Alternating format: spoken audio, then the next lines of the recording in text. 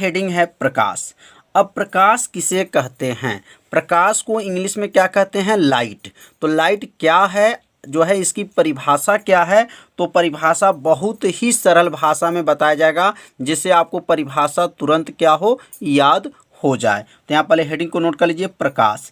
कहेंगे प्रकाश एक प्रकार की ऊर्जा होती है। प्रकाश क्या होती है? एक प्रकार की ऊर्जा होती है जो विद्युत चुम्बकीय तरंगों के रूप में संचारित होती है, उसे प्रकाश कहते हैं। तो कितना आसान है, प्रकाश एक प्रकार की ऊर्जा होती है जो विद्युत चुम्बकीय तरंगों के रूप में क्या होती हैं, चलती हैं। संचरित मतलब होता है, संचरण का मतलब चलना, संचरित होती है, उसे क्या कहते हैं, प्रकाश कहते हैं। तो प्रकाश में क्या है जो है, वैद्युत चुम्बकीय तरंग के माध्यम से क्या होती हैं, चलती हैं। तो परिभाषा को आप सभी विद्यार्थी क्या कीजिए, अपने कॉपी में क्या कीजिए, नोट जरूर कर लीजिए और इसे 2 बार पढ़िएगा तो परिभाषा को क्या होगा, याद हो जाएगा। अब यहाँ पर पढ़ेंगे प्रकाश का गुण क्या है। प्रकाश का गुण क्या है? तो यहाँ लिख लेंगे प्रकाश का गुण जो है वह निम्न है। मतलब निम्न मतलब नीचे क्रमशः 1 2 3 करके आपको बताया जाएगा और जो है आपको जो है बहुत सरल भाषा में बताया जाएगा, जिससे आपको क्या हो, तुरंत क्या हो, याद हो जाए। तो पहला लिखेंगे इसका तरंगदैर्घ्य, मतलब प्रकाश का जो तरंगदैर्घ्य होगा वह कितना होता है, 3900 एंगस्ट्रॉन से लेकर के कहाँ तक, 7800 एंगस्ट्रॉन के बीच में होता है। तो पहला जो है इसका गुण क्या है, मतलब प्रकाश का जो तरंगदैर्घ्य है 3900 एंगस्ट्रॉन से लेकर के 7800 जो है एंगस्ट्रॉन के बीच में होता है। प्रकाश को चलने के लिए माध्यम की आवश्यकता नहीं होती है। मतलब जब प्रकाश जो चलते हैं तो वह किसी माध्यम की आवश्यकता को लेना नहीं पड़ता है। प्रकाश जो है स्वयं अपने आप के माध्यम से चलते हैं, माने किसी की सहायता की वह आवश्यकता नहीं होती है। तीसरा है प्रकाश भी अनुप्रस्थ तरंगे हैं। प्रकाश भी क्या है, अनुप्रस्थ तरंगे होते हैं। अब अनुप्रस्थ तरंगे किसे कहते हैं? तो आप सभी विद्यार्थी क्लास 11 में पढ़े होंगे अनुप्रस्थ तरंगे, अनुदैर्घ्य तरंगे। यदि आप उस भाग का वीडियो नहीं देखे होंगे कि अनुप्रस्थ तरंगे क्या हैं, अनुदैर्घ्य तरंगे क्या हैं, तो जो है क्लास 11 के फिजिक्स के प्लेलिस्ट में वीडियो है, वहाँ से जा कर के जो है तरंग पाठ को आप देख सकते हैं। तो यहाँ पे अगला लिख सकते हैं कि प्रकाश का चाल क्या होता है। तो प्रकाश का चाल जो है 3 × 10⁸ मीटर प्रति सेकंड होता है। यह कंपटीशन के एग्जाम में कई बार पूछा गया है कि प्रकाश का चाल कितना होता है। तो याद रखिएगा प्रकाश का चाल क्या है, 3 × 10⁸ मीटर प्रति सेकंड होता है। अगला जो है प्रकाश हमेशा सीधी रेखा में चलता है। प्रकाश किस रेखा में, हमेशा जो है सीधी रेखा में चलता है। छठवां है प्रकाश जब किसी चमकदार सतह से टकराता है तो उसका परावर्तन हो जाता है। परावर्तन मतलब आगना और टकरा करके पुनः उसी माध्यम में वापस लौट जाना। इस घटना को क्या कहा जाता है, परावर्तन कहा जाता है। तो यहाँ पर प्रकाश के जो गुण है, 6 प्रकाश के गुण को बताया गया है। तो आप सभी विद्यार्थी ये 6 गुणों को अपने कॉपी में क्या कीजिए, नोट जरूर कर लीजिए और इसे 2 बार पढ़िए। आपको यह 2 जो है 6 जो गुण बताया गया है आपको क्या होगा, याद हो जाएगा। अब अगला हेडिंग है प्रकाश किरण। प्रकाश किरण क्या होते हैं? तो अब यहाँ इनकी परिभाषा देखिए कितना आसान है। प्रकाश द्वारा अपनाए गए, किसके द्वारा, प्रकाश द्वारा अपनाए गए सरल पथ या ऋजुरेखी पथ को क्या कहते हैं, किरण कहते हैं। माने प्रकाश द्वारा जो अपनाया गया जो सरल पथ होता है, पथ मतलब रास्ता होता है या ऋजुरेखी पथ होता है, उसको क्या कहते हैं, किरण कहते हैं। अब यहाँ पर जो है किरण की परिभाषा जो है 2 लाइन का है, तो इसे आप 2 बार पढ़िएगा, आपको परिभाषा क्या होगा, याद हो जाएगा। अगला जो है प्रकाश पुंज क्या होते हैं? तो एक ही दिशा में जाने वाली अनेकों किरणों से मिलकर प्रकाश किरण पुंज कहलाती हैं। मतलब एक ही दिशा में जाने वाली अनेक किरण अगर मिलकर के प्रकाश किरण को क्या करती हैं, पुंज बना देती हैं, तो पुंज कहलाती हैं। तो परिभाषा बहुत सरल भाषा है। तो परिभाषा को आप सभी विद्यार्थी क्या कीजिए, अपने कॉपी में ज़रूर नोट कर लीजिए या इसको शार्ट स्क्रीन ले लीजिए और अपने कॉपी में से नोट करके 2 बार पढ़िएगा, परिभाषा क्या होगा, याद हो जाएगा। अब हम लोग पढ़ेंगे प्रकाश किरण पुंज के प्रकार। प्रकाश किरण पुंज कितने प्रकार के होते हैं? तो प्रकाश किरण पुंज जो होते हैं वह 3 प्रकार के होते हैं। पहला का नाम क्या है? समांतर पुंज होता है। दूसरा का नाम है अपसारी पुंज होता है और तीसरा का नाम क्या है? अभिसारी पुंज होता है। अब समांतर पुंज क्या है, अभिसारी पुंज क्या है और अभिसारी पुंज क्या है? बहुत आसान भाषा में रहेगा परिभाषा। देखिए यहाँ चित्र से ही देखते आपको परिभाषा क्या होगा याद हो जाएगा। तो कहेंगे यहाँ पर समांतर पुंज। क्या कहेंगे? समांतर पुंज। इसकी परिभाषा क्या है? यदि पुंज में, क्या कहेंगे? यदि पुंज में सभी किरणें आपस में क्या होकर जाती हैं? समांतर हो तो ऐसे पुंज को समांतर पुंज कहते हैं। जैसे यहाँ पर एक देखेंगे, एक किरण गया है सीधा है, फिर यहाँ पे एक किरण गया है, फिर यहाँ पर एक किरण गया है, तो ये एक दूसरे के क्या हैं? समांतर हैं। एक दूसरे के क्या हैं? मतलब यहाँ से यहाँ तो इनकी बीच की दूरी, यहाँ से यहाँ तो इसकी बीच की दूरी आपस में क्या है? बराबर हैं। तो यहाँ पे क्या लिखा गया? यदि पुंज में सभी किरणें आपस में क्या होती हैं? समांतर हो तो ऐसी पुंज को क्या कहते हैं? समांतर पुंज कहते हैं। मतलब ये जो खींचा गया है किरण, इसको क्या कहा जाता है? समांतर पुंज कहा जाता है। कैसे? क्योंकि हर एक बीच की दूरी आपस में क्या है? बराबर हैं। अब हम लोग सीखेंगे अभिसारी पुंज क्या होता है। तो अब यहाँ लिख लेंगे अपसारी पुंज क्या है। तो अपसारी पुंज बहुत आसान भी है।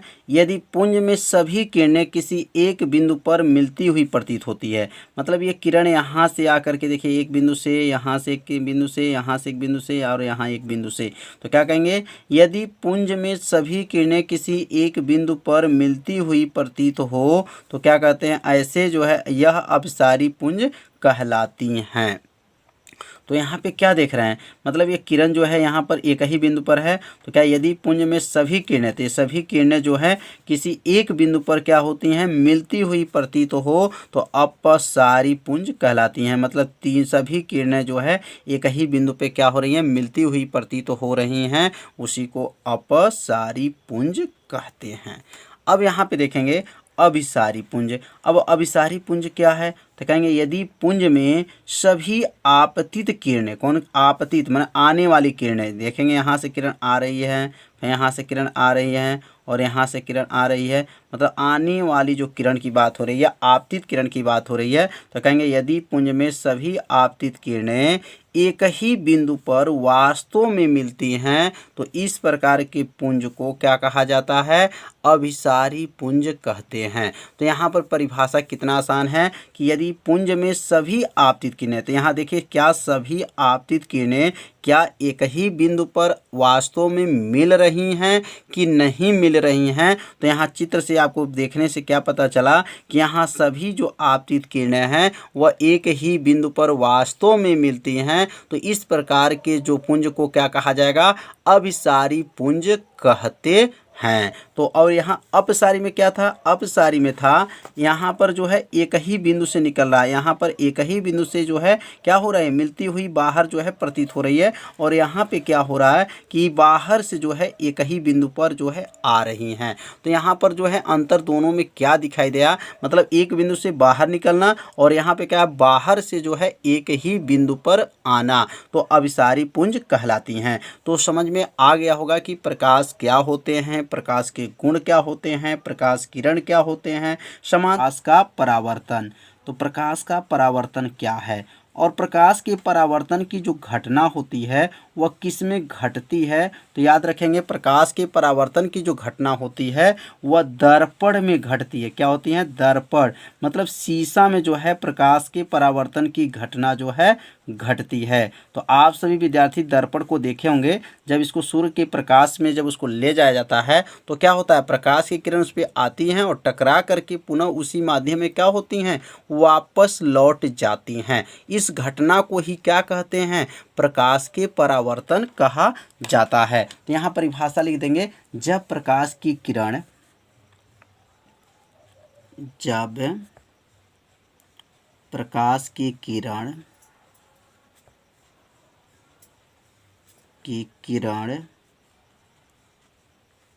किरण किसी जब प्रकाश की किरण किसी चमकदार सतह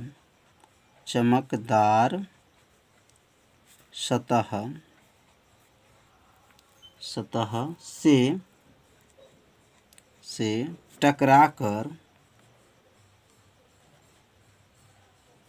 टकराकर वापस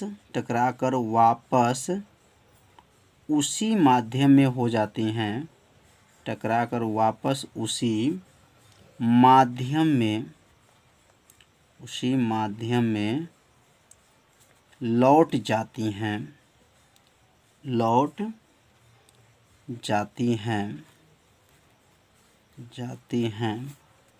तो इस घटना को क्या कहते हैं? प्रकाश का परावर्तन कहते हैं।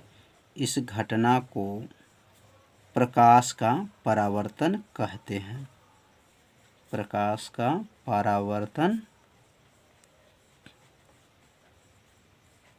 कहते हैं। बहुत सरल भाषा में बताया जा रहा है जिसे आपको तुरंत क्या हो, याद हो जाए। तो अब यहाँ चित्र के माध्यम से समझेंगे। जैसे मान लेते हैं एक दर्पण है, यहाँ दर्पण है और दर्पण पे जो है प्रकाश की किरण क्या होती हैं? आपतित होती हैं। अब यहाँ दर्पण है, दर्पण के पीछे जो है देखे होंगे कलई रहता, पॉलिश किया जाता है। ये दर्पण है और इसमें पीछे जो है क्या हुआ है? कलई किया गया है। अब प्रकाश की किरण जब इसके ऊपर आती है और यहाँ से आके टकरा करके पुनः जो है उसी माध्यम में क्या होती हैं? वापस लौट जाती हैं। और बीच में क्या रहता है? अभिलंब। अभिलंब मतलब यहाँ पे जो है 90 अंश का जो है कोण बनता है। यहाँ देखा जाए कितने अंश का कोण बन रहा है? 90 अंश का कोण बन रहा है। जो किरण आता है, इस किरण का नाम क्या होता है? आपतित होता है। क्या होता है? आपतित किरण नाम होता है। आपतित किरण है। और जो टकरा करके जो किरण जाता है उसका नाम जो है क्या होता है? परावर्तित किरण होता है। तो आपतित किरण है और क्या है? परावर्तित किरण है। और बीच में जो रहता है उसका नाम क्या रहता है? अभिलंब होता है। क्या नाम है? अभिलंब होता है। और जो बीच का एक कोण होता है और इस बीच का जो कोण होता है इसका नाम जो है याद रखेंगे आपतन कोण होता है। क्या होता है? आपतन कोण होता है। और इसका नाम जो है परावर्तित है, इसलिए इसका नाम कहेंगे परावर्तन कोण होता है। तो ये प्रकाश की किरण जो है किस पे आ रही है? चमकदार सतह से आती है, टकराती है, टकरा करके पुनः जो है उसी माध्यम में क्या होती हैं? वापस लौट जाती हैं। तो इस घटना को क्या कहा जाता है? प्रकाश का परावर्तन कहा जाता है। तो प्रकाश की परावर्तन जो है चित्र आप लोग अच्छे समझ लिए होंगे। जब प्रकाश की किरण आया है, टकराया है और टकरा करके पुनः उसी माध्यम में वापस लौट गया है। जो किरण आता है उस किरण का नाम क्या होता है? आपतित किरण होता है। और जो टकरा करके जो किरण निकल जाता है उसका नाम जो है परावर्तित किरण होता है। अब यहाँ पर इसके नियम क्या हैं? तो यहाँ पर नियम जो है इसी में छिपा हुआ है। अब यहाँ लिख सकते हैं परावर्तन के नियम। तो परावर्तन के कितने नियम होते हैं? तो परावर्तन के जो है मुख्य नियम 2 होते हैं। प्रकाश के यहाँ लिख सकते हैं प्रकाश का परावर्तन का नियम। प्रकाश का परावर्तन का नियम। प्रकाश के परावर्तन के कितने नियम होते हैं? तो प्रकाश के परावर्तन के मुख्य नियम कितने होते हैं? 2 होते हैं। याद रखिए प्रकाश के परावर्तन के मुख्य नियम 2 हैं। कौन कौन होते हैं? क्रमशः जो है आपको बताया जाएगा, लेकिन यह जो नियम है उसको आपको तुरंत याद करना है। अभी पहला नियम देखिए, जो किरण आ रहा है इस किरण का नाम क्या है? आपतित किरण। देखिए यहीं पर आपतित किरण है और क्या है? यह परावर्तित किरण यहीं पर है और अभिलंब भी आपका यहीं पर है। मतलब तीनों जो है एक ही तल पर जो है स्थित है। कौन कौन है? आपतित किरण, परावर्तित किरण और अभिलंब तीनों कहाँ पर है? एक ही तल पर स्थित हैं। तो यहाँ पहला नियम लिख सकते हैं कि आपतित किरण, परावर्तित किरण और अभिलंब तीनों एक ही तल पर स्थित होते हैं। दूसरा नियम बता सकते हैं, इसका नाम क्या बताया गया है? आपतन कोण। और इसका नाम क्या बताया गया है? परावर्तन कोण। तो आपतन कोण और परावर्तन कोण आपस में क्या होते हैं? बराबर होते हैं। तो दोनों नियम क्या हुआ? चित्र से आपको याद हो जाएगा। चित्र को में आप लोग अच्छे से ध्यान दीजिएगा तो आप इसका नियम को क्या कर सकते हैं? लिख सकते हैं। तो यहाँ लिखेंगे अब प्रकाश के परावर्तन के मुख्य नियम 2 हैं। प्रकाश के परावर्तन के मुख्य नियम, प्रकाश के परावर्तन के मुख्य नियम कितने हैं? तो मुख्य नियम 2 हैं, नियम 2 हैं। अब 2 नियम में कौन कौन नियम है तो आप लोग को तो याद हो ही गया होगा। चित्र से परिभाव जो है नियम को बताना है। तो पहला नियम लिखेंगे यहाँ पर 1 में लिखेंगे पहला, आपतित किरण। क्या लिखेंगे? आपतित किरण कामा परावर्तित किरण, आपतित किरण, परावर्तित किरण तथा अभिलंब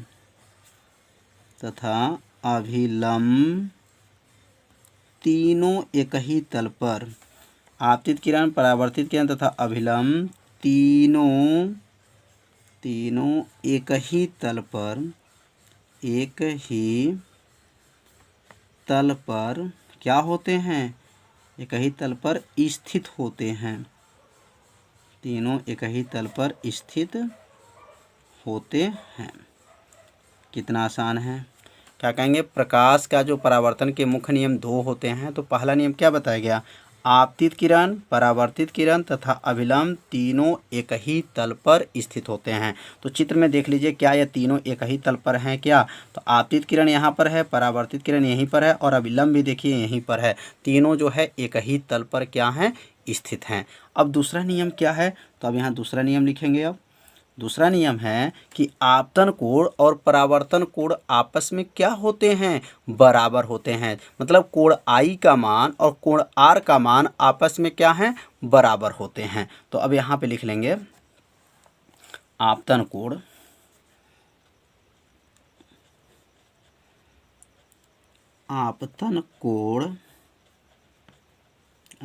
कामा दे करके लिख देंगे आपतन कोण, परावर्तन कोण। आपतन कोण, परावर्तन कोण क्या होते हैं? आपस में बराबर होते हैं। आपस में बराबर होते हैं।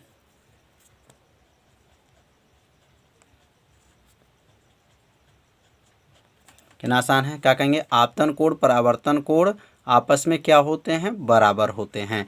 अर्थात यहाँ लिख सकते हैं कि कोण आई बराबर क्या है? तो कोण आर होता है। मतलब आई का मान और कोण आर का मान आपस में क्या होते हैं? बराबर होते हैं।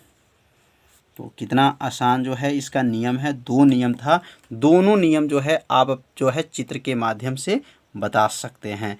अगर यहाँ पर कोण देखा जाए कि यदि आपतन कोण, ऐसे प्रश्न पूछा जाता है कंपटीशन में, यदि आपतन कोण 40 अंश है तो परावर्तन कोण कितना होगा? तो बताइए, यदि आपतन कोण 40 है तो परावर्तन कोण कितना होगा? तो वह भी क्या होगा? 40 अंश होगा। क्यों होगा? क्योंकि आपतन कोण, परावर्तन कोण आपस में क्या होते हैं? बराबर होते हैं। तो कंपटीशन के एग्जाम में जो है छोटे छोटे क्वेश्चन जो है बहुत ही क्या होता है? महत्वपूर्ण होता है। तो यहाँ से एक क्वेश्चन बनता है कि आपतन कोण अगर 50 है तो परावर्तन कोण कितना होगा? तो आपतन अगर 50 है तो परावर्तन भी क्या होगा? 50 अंश ही होगा, क्योंकि दोनों कोण आपस में क्या होते हैं? बराबर होते हैं। प्रकाश के अपवर्तन की जो घटना होती है वह लेंस में होती है और परावर्तन की जो घटना होती है वह दर्पण में अर्थात शीशे में घटना घटती है। तो यहाँ प्रकाश के अपवर्तन क्या हैं? तो यहाँ पर ध्यान देंगे, जब एक लेंस लेंगे और लेंस पे जब प्रकाश की किरण को जब आपतित करते हैं, मतलब प्रकाश की किरण को उस पर लाते हैं, तो जो प्रकाश की किरण जो है लेंस से जब बाहर निकलती हैं तो वह झुक करके निकलती हैं। झुक करके भी निकल सकती हैं और फैल करके भी निकल सकती हैं। तो यहाँ पर 2 घटना घटती हैं, फैल करके भी जा सकती हैं और झुक करके जो है प्रकाश की किरणें जाती हैं। उसी घटना को क्या कहा जाता है? प्रकाश के अपवर्तन कहा जाता है। तो यहाँ परिभाषा लिख सकते हैं कि जब प्रकाश की किरण एक माध्यम से क्या होती हैं? दूसरे माध्यम में जाती हैं, तो प्रकाश की किरणें जो है अपने मार्ग से क्या होती हैं? विचलित हो जाती हैं। तो इस घटना को प्रकाश का अपवर्तन कहते हैं। तो परिभाषा को यहाँ लिख लीजिए, जब प्रकाश की किरण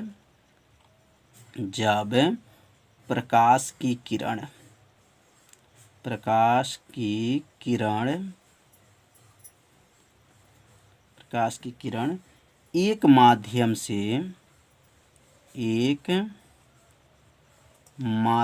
से एक माध्यम से दूसरे माध्यम में जाती हैं, दूसरे माध्यम में जाती हैं,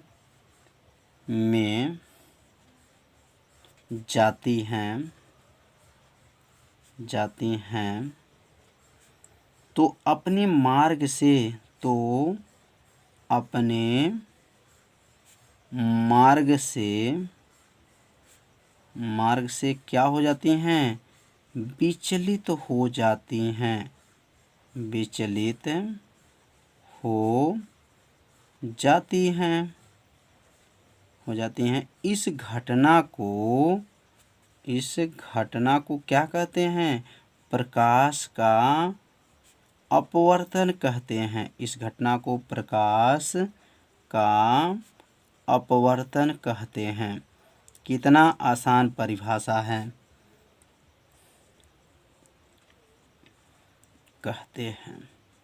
क्या लिखेंगे? जब प्रकाश की किरण एक माध्यम से क्या होती हैं? दूसरे माध्यम में जाती हैं तो अपने मार्ग मतलब रास्ता से विचलित मतलब क्या? तिरछा हो जाती हैं। इस घटना को प्रकाश का अपवर्तन कहते हैं।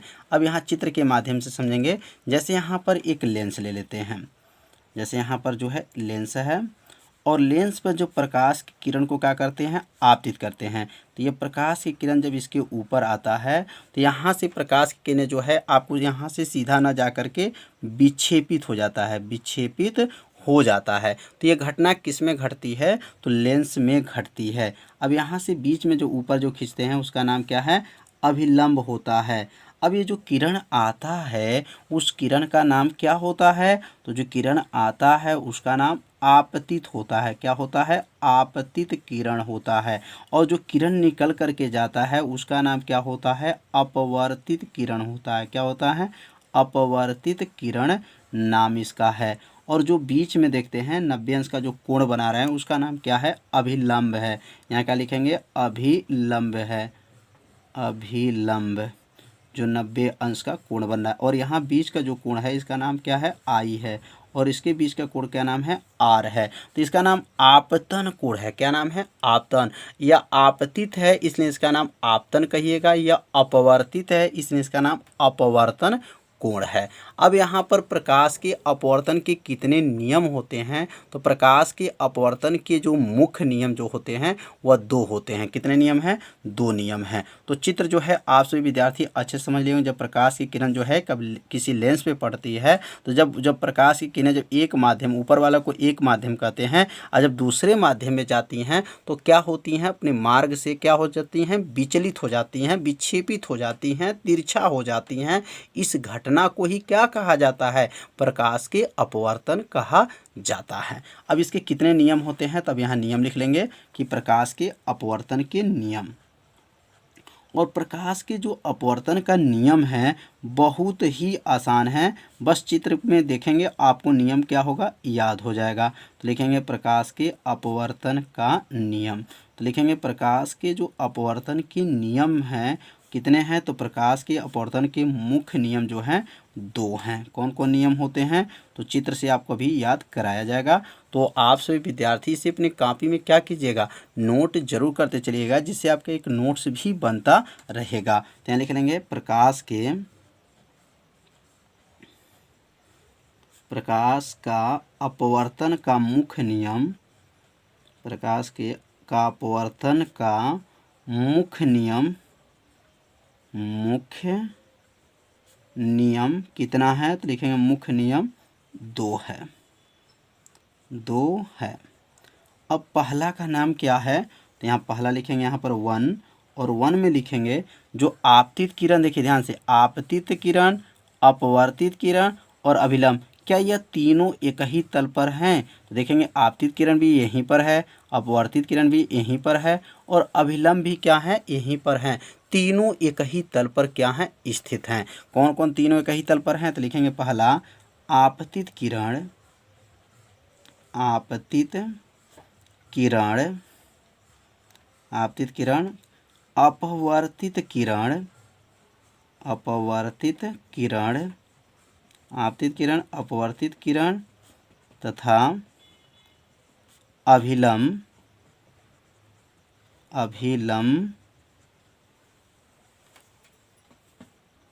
अभिलंब क्या लिखेंगे, तीनों एक ही तल पर स्थित हैं, एक ही तल पर क्या हैं, स्थित हैं, तीनों एक ही तल पर स्थित हैं।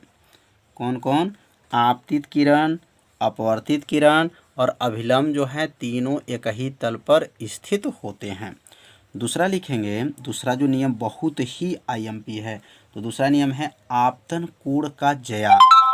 क्या लिखेंगे, तो आपतन कोण का ज्या और अपवर्तन कोण का ज्या का अनुपात जो होता है एक नियतांक होता है, और वो नियतांक को ही क्या कहा जाता है, स्नेल का नियम भी कहा जाता है। तो यहाँ दूसरा नियम लिख लेंगे, आपतन कोण का ज्या, आपतन कोण का ज्या, ज्या मतलब साइन होता है, तथा अपवर्तन कोण का ज्या, अपवर्तन कोण का ज्या का अनुपात, अनुपात एक नियतांक होता है। अनुपात क्या होता है, एक नियतांक होता है, नियतांक होता है, नियतांक होता है। उसे क्या कहते हैं, स्नेल का नियम कहा जाता है, उसे स्नेल का नियम कहते हैं। कितना आसान है, क्या कहेंगे, आपतन कोण का ज्या और अपवर्तन कोण का ज्या का अनुपात एक नियतांक होता है, उसे स्नेल का नियम कहते हैं। अब यहाँ लिखेंगे अर्थात, और अर्थात में लिखने के बाद से लिखेंगे, इसका सूत्र लिख लेंगे, आपतन कोण का ज्या, आपतन कोण का ज्या बटा अपवर्तन कोण का ज्या, अपवर्तन कोण का ज्या, दोनों का अनुपात क्या है, एक नियतांक होता है। अब यहाँ आपतन कोण को किससे दिखाते हैं, आई से, और अपवर्तन कोण को किससे दिखाएंगे, आर से। तो यहाँ लिखेंगे साइन, साइन आई, इसका हिंदी क्या बनेगा, आपतन कोण का ज्या, और अपवर्तन कोण को किससे दिखाएंगे, साइन आर, साइन आई बटा साइन आर बराबर नियतांक जब का लिखेंगे 1n2, 1n2। अब यहाँ पर 1n2 का नाम क्या है, अब इनका नाम भी समझ लेते हैं। तो यहाँ पे जो है पहले सूत्र को क्या किया जाए, घेर लिया जाए, इसको नोट कर लिया जाए कि साइन आई बटा साइन आर व क्या होता है, 1n2। अब यहाँ लिख लेंगे जहाँ 1n2 का नाम क्या है, 1n2 का नाम है पहले माध्यम के सापेक्ष, पहले माध्यम के सापेक्ष, पहले माध्यम के सापेक्ष, पहले माध्यम के सापेक्ष दूसरे माध्यम का, दूसरे माध्यम का अपवर्तनांक, अपवर्तनांक, पहले माध्यम के सापेक्ष दूसरे माध्यम का जो है क्या नाम है, अपवर्तनांक है। तो 1n2 का भी नाम आप लोग को याद हो गया होगा। पहले माध्यम, जैसे पहले माध्यम से जो किरण निकला और दूसरे माध्यम में जब आ रहा है तो अपने मार्ग से क्या हो गया है, तिरछा हो गया, मतलब विक्षेपित हो गया है। तो यहाँ पर इसलिए 1n2 लिखा गया, पहले माध्यम के सापेक्ष दूसरे माध्यम का अपवर्तन। विद्यार्थी अब यहाँ पर हेडिंग को नोट कर लीजिए, गोली दर्पण। तो गोली दर्पण क्या होते हैं, तो गोली दर्पण क्या है, बहुत ही आसान है इसका उत्तर। जब आपसे विद्यार्थी जब इसको 2 बार पढ़ेंगे तो आपको परिभाषा तुरंत क्या होगा, याद हो जाएगा। खोखला कांच के गोले के कटे हुए भाग को क्या कहते हैं, गोली दर्पण कहते हैं। कितना आसान है, क्या कहेंगे, खोखला कांच के गोले के कटे हुए भाग को गोली दर्पण कहते हैं। तो यहाँ लिख लेंगे खोखला, खोखला कांच, खोखला कांच के गोले, कांच के गोले, गोले के कटे हुए भाग को, कटे हुए भाग को क्या कहते हैं? गोली दर्पण कहते हैं। खोखला कांच के गोले के कटे हुए भाग को क्या कहते हैं? गोलीय दर्पण कहते हैं, गोलीय दर्पण कहते हैं। कितना आसान परिभाषा है। इसे आप सभी विद्यार्थी जिसे जब 2 बार पढ़ेंगे तो परिभाषा क्या होगा? याद हो जाएगा। खोखला कांच के गोले के कटे भाग को क्या कहते हैं? गोली दर्पण कहते हैं। जैसे मान लीजिए खोखला गोला है, अब इसको कटे भाग को, जैसे इधर कट गया तो कटे भाग को जो ये बना है, देख रहा है, कटे भाग को क्या कहते हैं? गोली दर्पण कहते हैं। तो खोखला गोले के कटे भाग मतलब इसको काटा हुआ जो भाग ये दिखाई दे रहा है, इसी भाग को क्या कहते हैं? गोली दर्पण कहते हैं। अब गोली दर्पण कितनी प्रकार के होते हैं? तो यहाँ लिख लेंगे गोली दर्पण के प्रकार।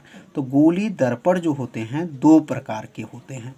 गोली दर्पण कितने प्रकार के होते हैं? तो गोली दर्पण 2 प्रकार के। तो यहाँ हेडिंग को पहले क्या कर लीजिए, आप सभी विद्यार्थी अपने कॉपी में क्या कीजिए, इसे नोट जरूर करते चलिए। तो गोली दर्पण के प्रकार, तो गोली दर्पण कितने प्रकार के होते हैं? तो लिखेंगे गोली दर्पण जो होते हैं 2 प्रकार के होते हैं। अब यहाँ लिख लेंगे गोलीय दर्पण 2 प्रकार के होते हैं, 2 प्रकार के होते हैं। अब पहले का नाम क्या है और दूसरे का नाम क्या है? तो पहले का नाम याद रखेंगे, पहले का नाम है उत्तल दर्पण। क्या कहेंगे? उत्तल दर्पण। और दूसरे का क्या नाम है? तो दूसरे का नाम, और यहाँ दूसरा जो है अवतल दर्पण है। तो गोली दर्पण कितने प्रकार के हो गए? तो गोली दर्पण 2 प्रकार के। पहला का नाम उत्तल दर्पण, दूसरा अवतल दर्पण।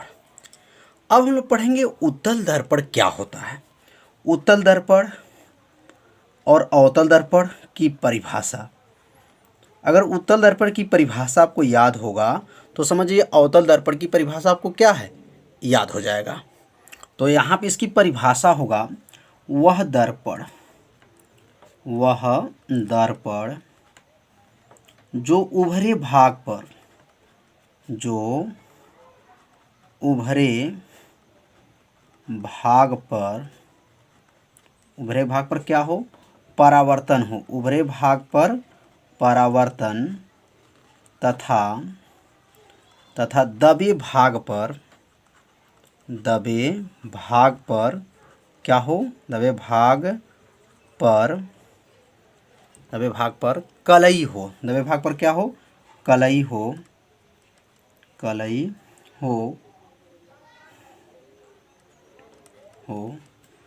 तो ऐसे दर्पण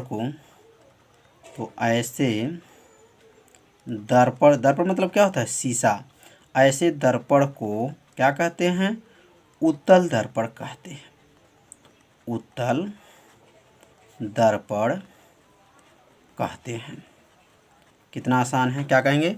वह दर्पण जो उभरे भाग पर क्या हो? परावर्तन हो, और दबे भाग पर क्या हो? कलई हो। ऐसे दर्पण को क्या कहेंगे? उत्तल दर्पण कहते हैं। अब यहाँ पर जैसे यहाँ दर्पण बना लेंगे। अब यहाँ जो दर्पण ये बनेगा तो यह जो ऊपर वाला भाग है, यह ऊपर वाला भाग को क्या कहेंगे? उभरे भाग। और ये नीचे वाला जो देख रहे इधर से हम लोग क्या कहेंगे? दबे भाग। तो इधर जो हमारा क्या है? कलई है। कलई मतलब पालिश है। अब यह कहाँ पे पालिश है? तो दबे भाग पर क्या किया गया है? पालिश किया गया है। और उभरे भाग पे क्या करेंगे? प्रकाश की किरणें आएगा, टकराएगा, और टकरा करके प्रकाश की किरणें निकल जाएगा।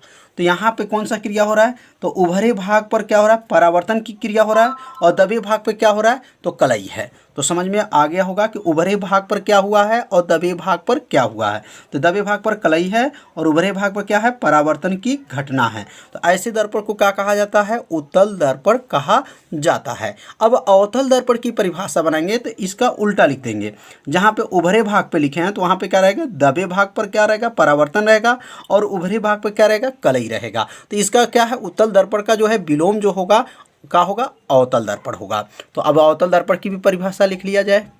तो अब यहाँ पर हेडिंग नोट कर लेंगे, अवतल दर्पण। अवतल दर्पण। अब अवतल दर्पण की परिभाषा क्या है, तो कहेंगे वह दर्पण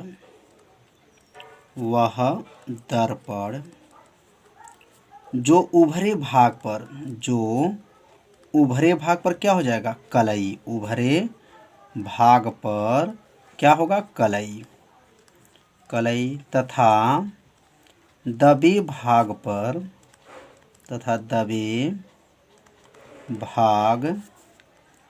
पर क्या हो, परावर्तन। दबे भाग पर परावर्तन हो तो ऐसे दर्पण को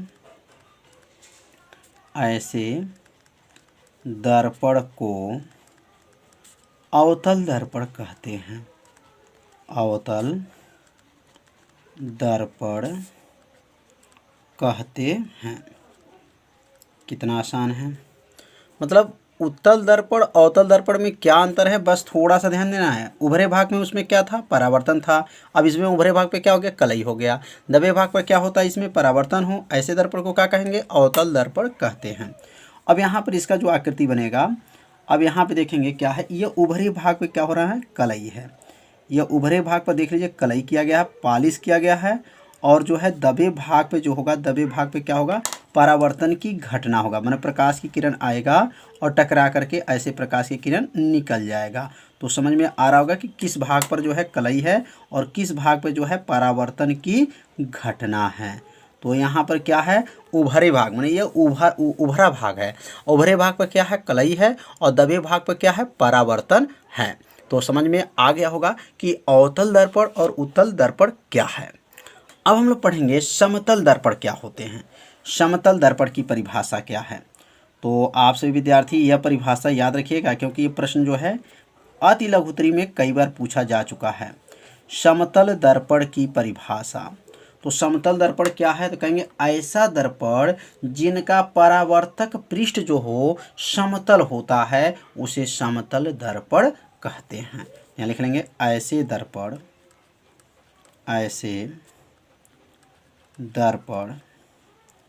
जिनका परावर्तक जो है पृष्ठ क्या हो, परावर्तक पृष्ठ जो है समतल हो। परावर्तक पृष्ठ जो है समतल होता है, उसे समतल दर्पण कहते हैं। उसे क्या कहते हैं, समतल दर्पण कहते हैं।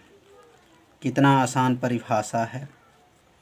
अब जो समतल दर्पण होता है, जो अपने घर पर जो आईना का प्रयोग करते हैं, मतलब शीशा का प्रयोग करते हैं अपने चेहरे देखने के लिए, वो कौन सा दर्पण होता है, समतल दर्पण होता है। जैसे यहाँ समतल दर्पण बनाते हैं, जैसे आपका यहाँ जो पीछे के भाग जो रहता है क्या रहता है, कलई रहता है। पीछे देखे होंगे आपका समतल दर्पण में पीछे क्या रहता है, कलई रहता है। और इसमें जो प्रकाश की किरण यहाँ पर आएगा तो टकरा करके प्रकाश की किरण आएगा, टकरा करके ऐसे प्रकाश की किरणें निकल जाएगा। और ये बीच में क्या रहता है, जानते हैं, अभिलंब होता है। तो यहाँ पे जो है जो क्रिया हो रहा है, क्या घटना घट रही है, परावर्तन की घटना घट रही है। और ये कौन सा दर्पण है, तो ये समतल दर्पण है, क्योंकि यहाँ जो भाग है समतल भाग पर, किस भाग पर, यह भाग समतल है और समतल भाग पर जो है क्या है, परावर्तक पृष्ठ होता है। तो ऐसे दर्पण को क्या कहा जाएगा, समतल दर्पण कहते हैं। अब थोड़ा यहाँ विशेष आपको याद रखेंगे, विशेष।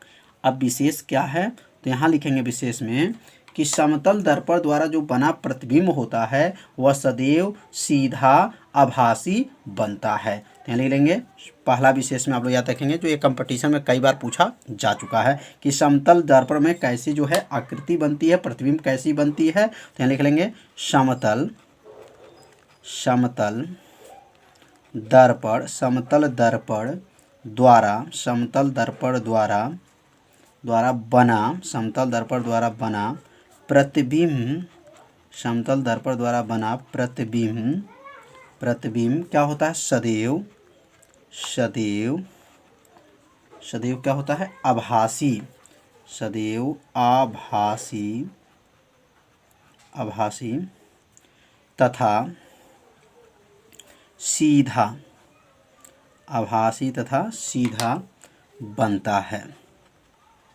तो क्या कहेंगे? समतल दर्पण में बना प्रतिबिंब सदैव आभासी तथा क्या होता है? सीधा बनता है।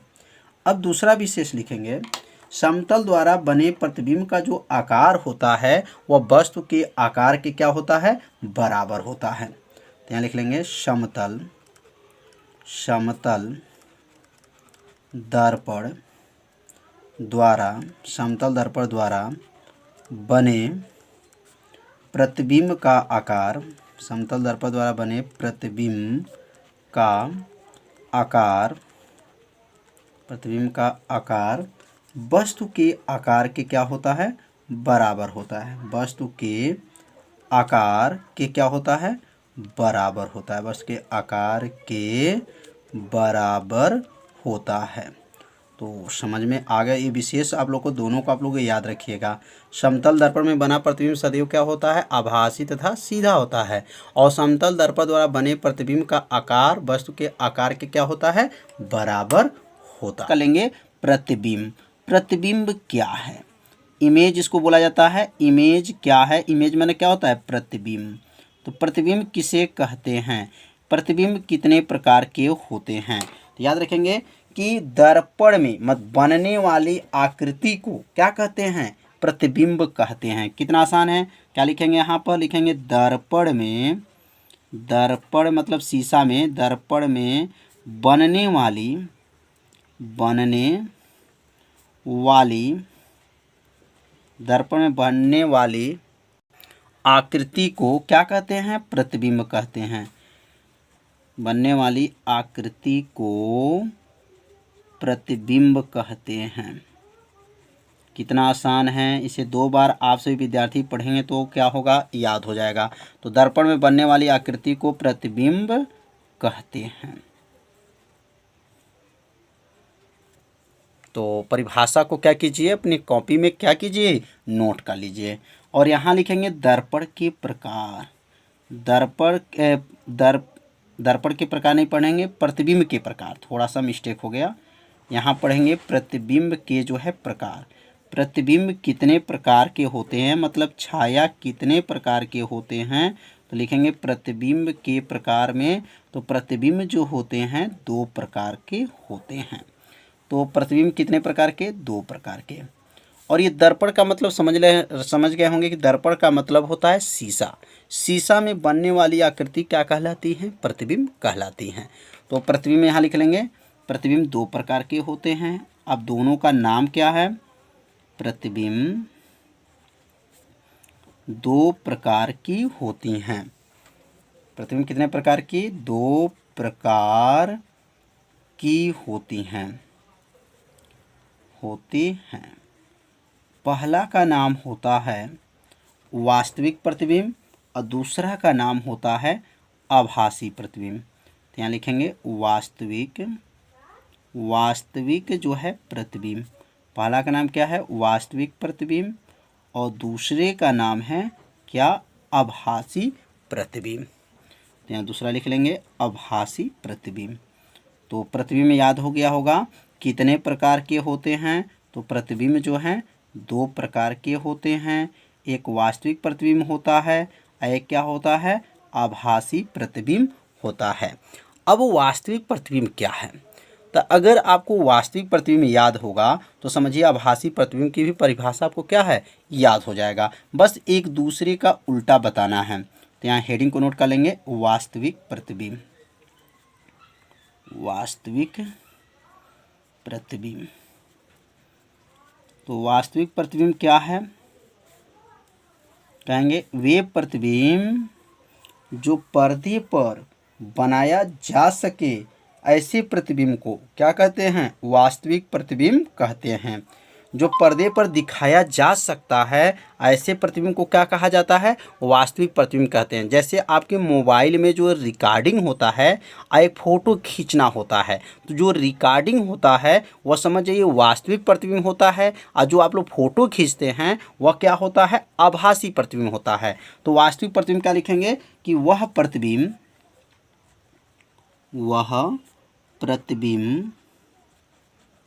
जो पर्दे पर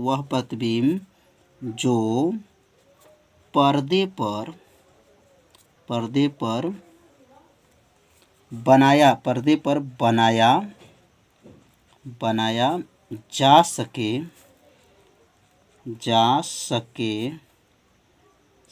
उसे क्या कहेंगे? वास्तविक प्रतिबिंब कहते हैं। उसे वास्तविक प्रतिबिंब कहते हैं। कितना आसान है, उसे वास्तविक प्रतिबिंब कहते हैं।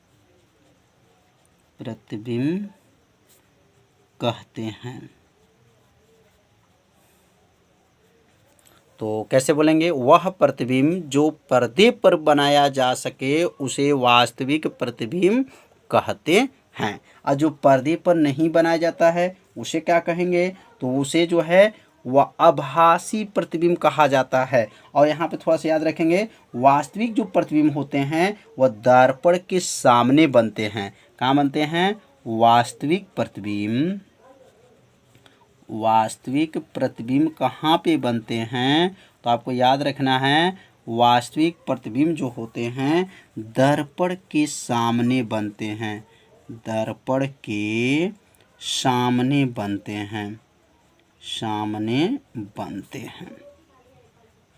तो समझ में आ गया होगा वास्तविक प्रतिबिंब क्या है। तो इसे अपने कॉपी में क्या कीजिए, आप सभी विद्यार्थी जरूर इसको नोट करते चलिए।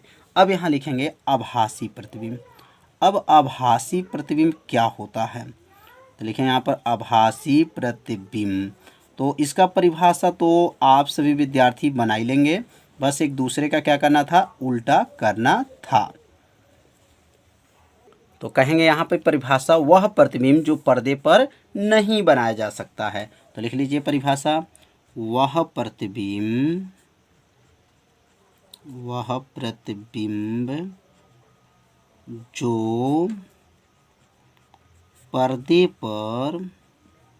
जो पर्दे पर नहीं बनाया जाता है, नहीं बनाया जा सके,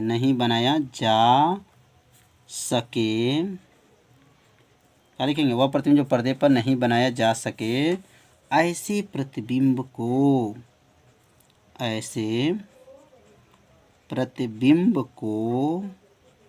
क्या कहते हैं? ऐसे प्रतिबिंब को आभासी प्रतिबिंब कहते हैं। आभासी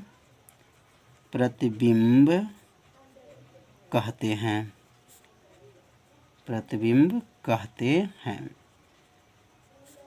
और यहाँ लिखेंगे आभासी प्रतिबिंब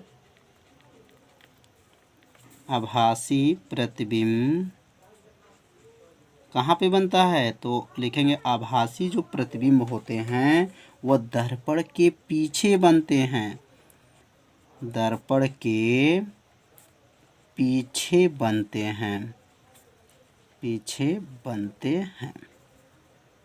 तो समझ में आ गया होगा कि पर्दे पे जो बनाया जाता है उसे वास्तविक कहते हैं, और जो पर्दे पर नहीं बनाया जा सके उसे आभासी प्रतिबिंब कहते हैं।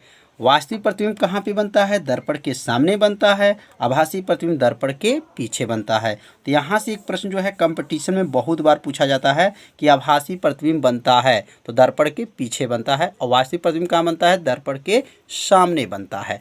अब दोनों में अंतर पढ़ेंगे, वास्तविक प्रतिबिंब क्या होता है और आभासी प्रतिबिंब में दोनों में क्या अंतर है। तो अब यहाँ पर हेडिंग नोट कर लीजिए, वास्तविक प्रतिबिंब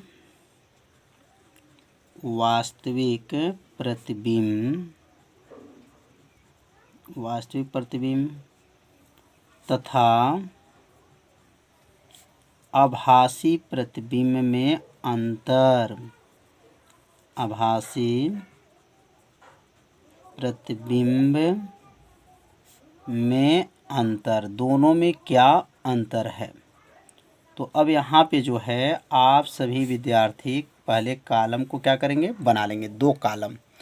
पहले यहाँ लिखेंगे वास्तविक, यह हो गया वास्तविक प्रतिबिंब, रहेगा वास्तविक प्रतिबिंब। और इस कॉलम में लिखेंगे क्या, आभासी प्रतिबिंब, यहाँ लिखेंगे आभासी प्रतिबिंब। तो यहाँ लिख लेंगे आभासी प्रतिबिंब। अब जो है अगर एक कॉलम आपको याद होगा तो समझिए दूसरा कॉलम आपको क्या होगा, याद हो जाएगा। बस थोड़ा सा आपको क्या करना है, ध्यान देना है। पहला लिखेंगे, इसमें पहला लिखेंगे यह पर्दे अथवा पीन पर लिया जा सकता है, मतलब पर्दे अथवा पीन पर लिया जा सकता है। लिखेंगे पहला यह पर्दे या अथवा पर्दे अथवा क्या पीन, आगे चल के प्रयोग करके बताया जाएगा तो आपको और समझ में आएगा। पीन पर लिया जा सकता है, लिया जा सकता है, या पर्दे अथवा पीन पर लिया जा सकता है। और इसमें क्या लिखेंगे, पहला बस उल्टा लिखना है, यह पर्दे अथवा पीन पर नहीं लिया जा सकता है। यह पर्दे अथवा पीन पर, पर्दे अथवा पीन पर नहीं लिया जा सकता है, नहीं लिया जा सकता है, नहीं लिया जा सकता है। दूसरा लिखेंगे, दूसरा वास्तविक प्रतिबिंब सदैव उल्टे बनते हैं, याद रखिएगा। वास्तविक प्रतिबिंब, वास्तविक प्रतिबिंब, वास्तविक प्रतिबिंब क्या होते हैं, सदैव, प्रतिबिंब सदैव क्या बनते हैं, उल्टे, उल्टे बनते हैं, उल्टे बनते हैं। और इसमें लिखेंगे वास्तविक प्रतिबिंब जो हैं सदैव क्या होते हैं, सीधे बनते हैं। अब यहाँ लिखेंगे आभासी प्रतिबिंब, प्रतिबिंब सदैव क्या बनते हैं, सदैव सीधे बनते हैं, सीधे बनते हैं। तो आप सभी विद्यार्थी इसे अपने कॉपी में क्या कीजिए, नोट करते जरूर चलिए। और आप सभी विद्यार्थी से निवेदन है कि इस वीडियो को जो है ज़्यादा से ज़्यादा जो है सभी दोस्तों के पास शेयर ज़रूर कर दीजिए। अभी मेरे चैनल पर जो है 40,000 सब्सक्राइबर हैं और आप लोगों का सहयोग चाहिए जिससे मेरे चैनल पर जो है 50,000 सब्सक्राइबर हो जाएं। आप जो है सहयोग करेंगे तो मैं भी आपके लिए सहयोग करता रहूँगा। तो इसलिए आप सभी विद्यार्थी वीडियो को ज़्यादा से ज़्यादा अपने सभी दोस्तों को शेयर करते चलिए। अब तीसरा जो है, तीसरा क्या है, सभी वास्तविक प्रतिबिंब दर्पण के सामने बनते हैं। क्या होते हैं, सभी वास्तविक जो प्रतिबिंब होते हैं वह कहाँ बनते हैं, दर्पण के सामने बनते हैं। यहाँ लिखेंगे सभी प्रतिबिंब, सभी प्रतिबिंब, प्रतिबिंब क्या होगा, सभी वास्तविक प्रतिबिंब, सभी प्रतिबिंब कहाँ बनते हैं, दर्पण के सामने बनते हैं, दर्पण के सामने। यहाँ वास्तविक लिख दीजिएगा, सभी वास्तविक, सभी वास्तविक प्रतिबिंब क्या लिखेंगे, सभी वास्तविक प्रतिबिंब दर्पण के सामने बनते हैं, सामने बनते हैं। कितना आसान है, क्या लिखेंगे, सभी वास्तविक प्रतिबिंब कहाँ बनते हैं, दर्पण के सामने बनते हैं। और तीसरा क्या हो जाएगा, इसमें तीसरा लिखेंगे सभी वास्तविक प्रतिबिंब, सभी वास्तविक, सभी आभासी रहेगा यहाँ पर, सभी क्या लिखेंगे, आभासी प्रतिबिंब, सभी आभासी प्रतिबिंब सभी आभासी प्रतिबिंब दर्पण के पीछे बनते हैं। दर्पण के पीछे बनते हैं। कितना आसान है। इसमें क्या है, सभी वास्तविक प्रतिबिंब दर्पण के सामने बनते हैं, सभी आभासी प्रतिबिंब क्या होंगे, दर्पण के पीछे बनते हैं। और चौथा जो है, चौथा अंतर अब समझेंगे, लास्ट अंतर है, यह केवल अवतल दर्पण में प्राप्त होता है। याद रखिएगा, वास्तविक जो प्रतिबिंब होते हैं वह केवल अवतल दर्पण में ही प्राप्त होते हैं। लिखेंगे यह केवल अवतल दर्पण में, यह केवल अवतल दर्पण में, अवतल दर्पण में प्राप्त होता है, प्राप्त होता है। और इसमें क्या लिखेंगे, इसमें लिखेंगे चौथा, यह समतल, यह समतल, समतल कामा दे देंगे, समतल तथा उत्तल, समतल तथा क्या लिख सकते हैं, उत्तल दर्पण में, उत्तल दर्पण में सदैव प्राप्त होते हैं। सदैव क्या होते हैं, सदैव प्राप्त होता है। मतलब यह जो प्रतिबिंब होता है यह समतल में, उत्तल में यह क्या होता है, प्राप्त होता है। तो यहाँ पर जो है वास्तविक प्रतिबिंब आभासी प्रतिबिंब में जो है 4 अंतर बताया गया। 2 कॉलम भी बना लीजिए। पहले कॉलम में क्या रहेगा, अवतल दर्पण, और दूसरे कॉलम में क्या रहेगा, उत्तल दर्पण। अब यहाँ पर जो है जब 2 कॉलम बन जाएगा तो बारी बारी से जो है एक एक कॉलम को अच्छे से समझिएगा।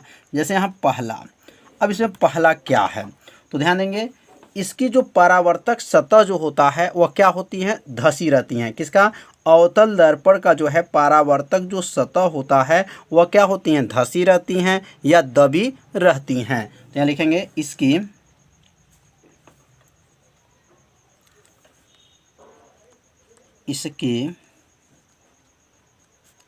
परावर्तक सतह, परावर्तक सतह क्या होती हैं, धसी रहती हैं, धसी रहती हैं, धसी रहती हैं। और इसमें लिखेंगे इसकी जो परावर्तक सतह क्या है, उभरी रहती हैं। बस थोड़ा सा आपको ध्यान देना है। अब यहाँ लिखेंगे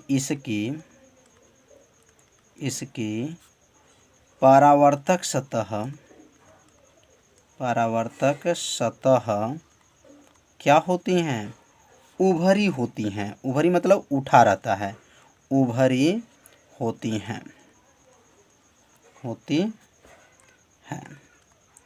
कितना आसान है, बस थोड़ा सा आपको ध्यान देना है। इसकी परावर्तक सतह धंसी रहती हैं, इसकी परावर्तक सतह क्या होती हैं, उभरी होती हैं।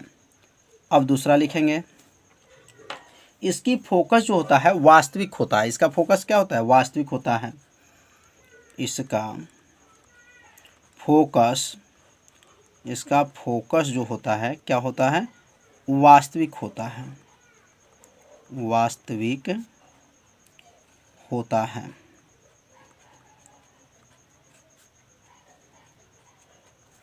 और इसमें लिखेंगे इसका फोकस जो है क्या होता है, आभासी होता है। इसका फोकस क्या होगा, इसका फोकस आभासी होता है, आभासी होता है। तो प्रतिबिंब 2 प्रकार के होते हैं, पढ़े होंगे, बताया गया था। वास्तविक प्रतिबिंब होता है और एक आभासी प्रतिबिंब होता है। तो आप सभी विद्यार्थियों से निवेदन है कि वीडियो को जो है ज़्यादा से ज़्यादा जो है अपने सभी दोस्तों के पास जो है शेयर कर दीजिए, क्योंकि मेरे चैनल पे जो है 40,000 सब्सक्राइबर हैं। तो आप लोग चाहेंगे तो मेरे चैनल पे जो है 50,000 सब्सक्राइब हो जाएंगे। तो आपके लिए बहुत मेहनत करके वीडियो बनाया जाता है। तो इसलिए आप सभी विद्यार्थी मेरा भी कुछ सहयोग कीजिए, जिससे जो है आपके लिए वीडियो जो है प्रतिदिन हम लाते रहेंगे। तो इसलिए वीडियो को जो है ज़्यादा से ज़्यादा और मेरे चैनल के बारे में जो है सभी दोस्तों को पास ज़रूर बताइए। जो भी आपको दोस्त मिलते हैं मेरे चैनल के बारे में ज़रूर बताते चलिएगा। तो अब यहाँ तीसरा जो लिखेंगे, यह आभासी तथा वास्तविक दोनों प्रकार की प्रतिबिंब बनाते हैं। ध्यान दीजिएगा, अवतल दर्पण जो होते हैं यह आभासी तथा वास्तविक दोनों प्रकार के क्या होते हैं, प्रतिबिंब बनाते हैं। तो यहाँ लिख लेंगे यह आभासी तथा वास्तविक, आभासी तथा क्या है, वास्तविक दोनों प्रकार के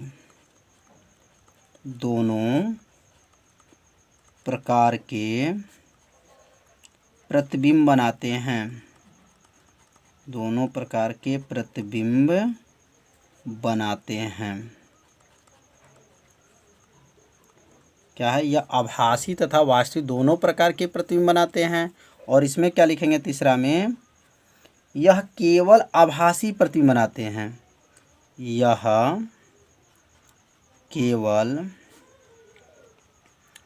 आभासी प्रतिबिंब बनाते हैं। केवल ये कौन सा बनाते हैं, आभासी प्रतिबिंब बनाते हैं। और चौथा जो है, चौथा लिखेंगे अब, इसके द्वारा प्रतिबिंब बड़ा या छोटा या बराबर होता है। मतलब जो अवतल दर्पण द्वारा जो बना जो प्रतिबिंब होता है वह बड़ा या छोटा या क्या होता है, बराबर होता है। लिखेंगे इसके द्वारा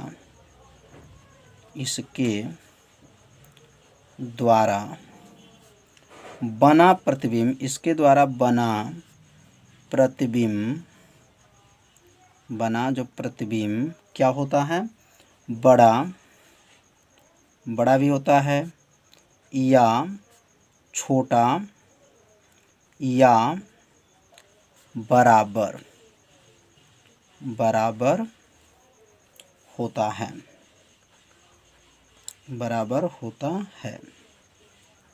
तो इसके द्वारा बना प्रतिबिंब क्या होता है, बड़ा या छोटा या बराबर होता है। और चौथा लिखेंगे,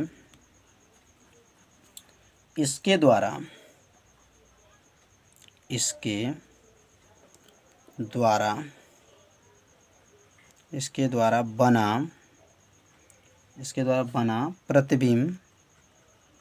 बना प्रतिबिंब क्या होता है, छोटा होता है। मतलब जो उत्तल दर्पण में जो बना प्रतिबिंब होता है वह क्या होता है, छोटा होता है। तो चार जो है अंतर आप लोग को अच्छे समझ में आ गया होगा। तो पांचवा अंतर भी लिख लीजिए। अब पांचवा जो अंतर है, इसे अभिसारी दर्पण कहते हैं। इसे क्या कहते हैं, इसे अभिसारी दर्पण कहते हैं। अभिसारी क्या कहते हैं, दर्पण कहते हैं।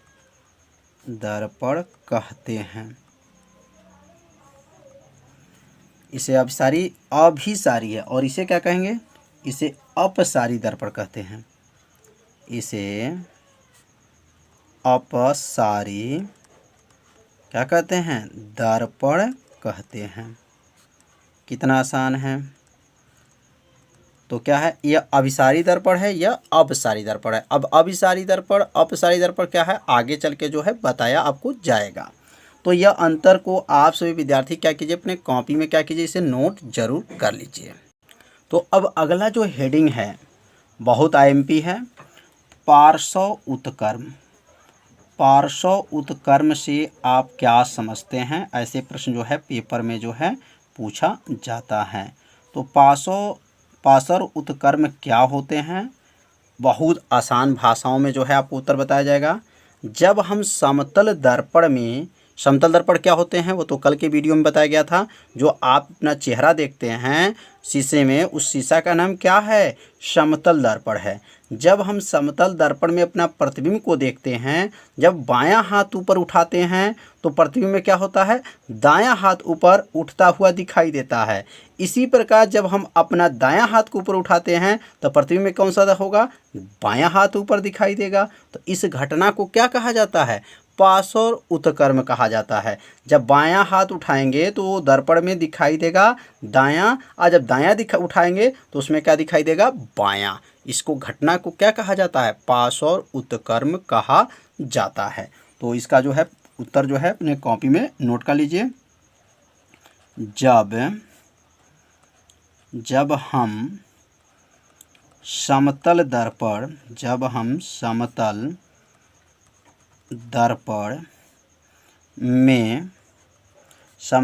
में अपना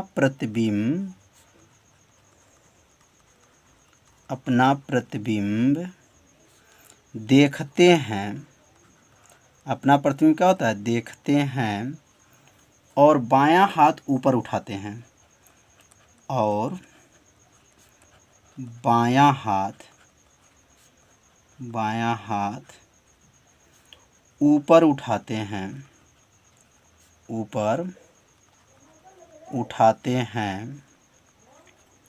तो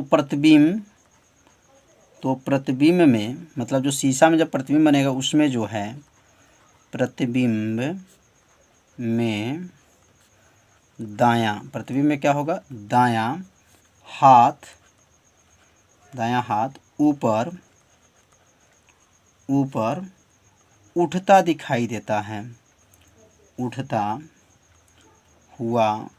हुआ दिखाई देता है, उठता हुआ क्या होता है, दिखाई देता है। इसी प्रकार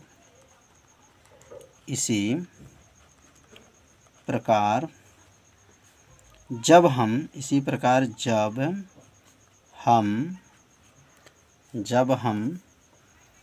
अपना बायां हाथ, बस पहले क्या था, दायां था, अब क्या है, बायां। जब हम अपना, क्या था यहाँ पर, दायां लिखिएगा, क्या है, दायां हाथ ऊपर उठाते हैं, तो प्रतिबिंब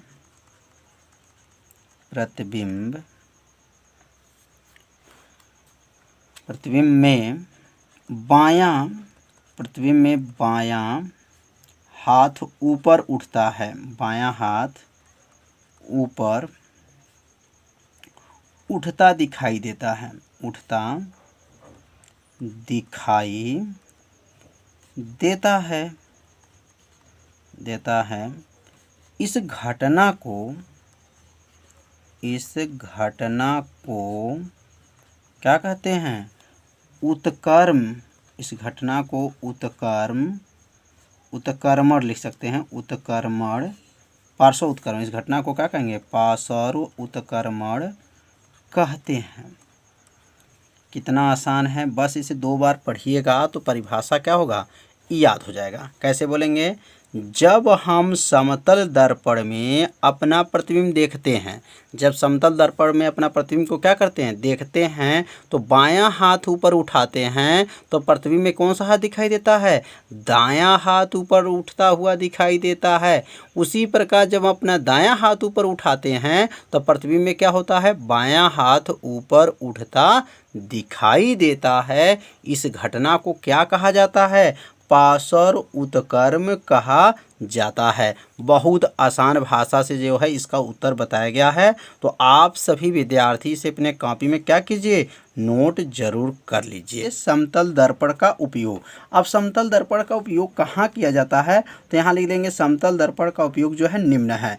अब निम्न मतलब पहला क्या है, समतल दर्पण का उपयोग जो होता है प्रतिदिन जो अपना चेहरा देखने में किया जाता है।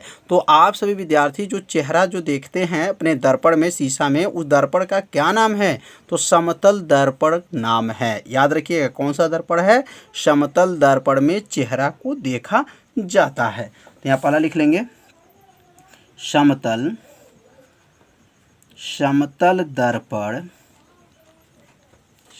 दर्पण का उपयोग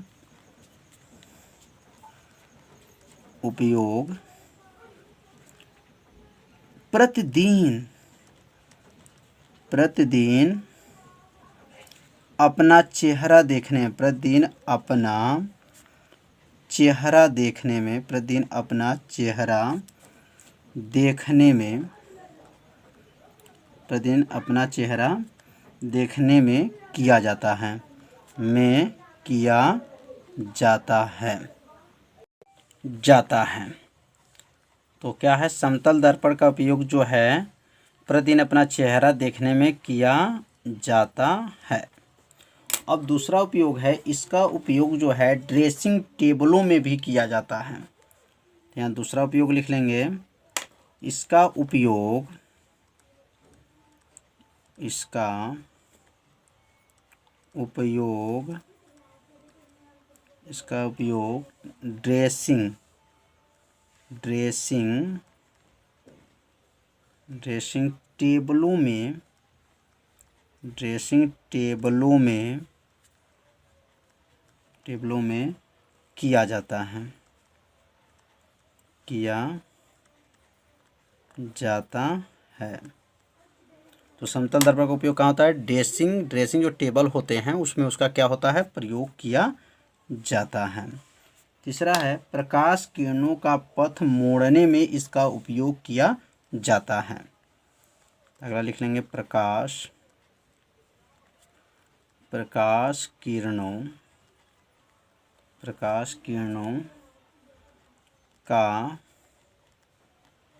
पथ मोड़ने में, पथ मोड़ने में इसका उपयोग किया जाता है, उपयोग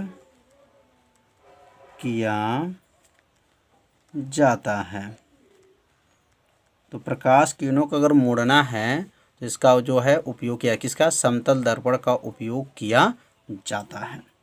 तो अब दूसरा हेडिंग नोट कर लेंगे, अवतल दर्पण का उपयोग। अब अवतल जो है, अवतल दर्पण का उपयोग कहाँ किया जाता है, तो अवतल दर्पण का उपयोग, तो अब अवतल दर्पण का उपयोग जो है निम्न है, क्रमशः 1-2 करके आपको बताया जाएगा। तो जैसे अभी समतल दर्पण का उपयोग पढ़े हैं, तो अब हम लोग पढ़ेंगे कौन सा, अवतल दर्पण का उपयोग। तो जो अवतल दर्पण का जो उपयोग होता है, पहला इसका उपयोग है दाढ़ी बनाने के लिए अवतल दर्पण का उपयोग किया जाता है। जब दाढ़ी जो बनता है, जहाँ पर आप सभी विद्यार्थी जानते होंगे दाढ़ी बनवाने के लिए, तो कौन सा दर्पण वहाँ लगा होता है, अवतल दर्पण का उपयोग वहाँ पे किया जाता है। यहाँ लिख लेंगे, पहला दाढ़ी, दाढ़ी बनाने में, बनाने में अवतल दर्पण का, अवतल दर्पण का, अवतल दर्पण का क्या होता है, उपयोग किया जाता है, अवतल दर्पण का उपयोग किया जाता है, उपयोग किया जाता है। तो क्या है, दाढ़ी बनाने में अवतल दर्पण का उपयोग किया जाता है।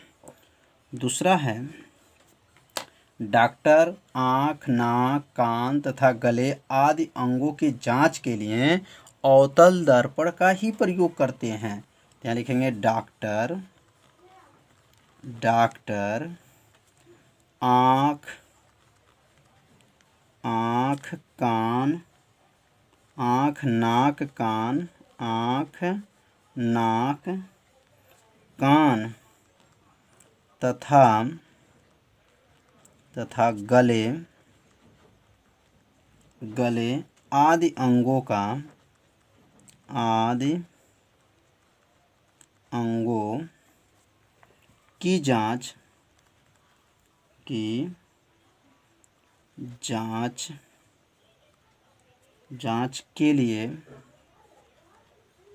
जांच के लिए अवतल दर्पण का, अवतल दर्पण का, दर्पण का उपयोग किया जाता है, उपयोग किया जाता है। क्या क्या है? डॉक्टर जो हैं आँख, नाक, कान तथा गले आदि अंगों की जांच के लिए कौन सा दर्पण प्रयोग करते हैं? अवतल दर्पण का उपयोग किया जाता है। तीसरा इसका उपयोग है सर्च लाइट जो होते हैं और रेल इंजन, मोटर वाहनों के हेडलाइट, दूरदर्शी, सोलर कुकर आदि में जो है परावर्तक के रूप में इसका क्या करते हैं? प्रयोग किया जाता है। तो यहाँ लिख लेंगे सर्च लाइट, सर्च लाइट,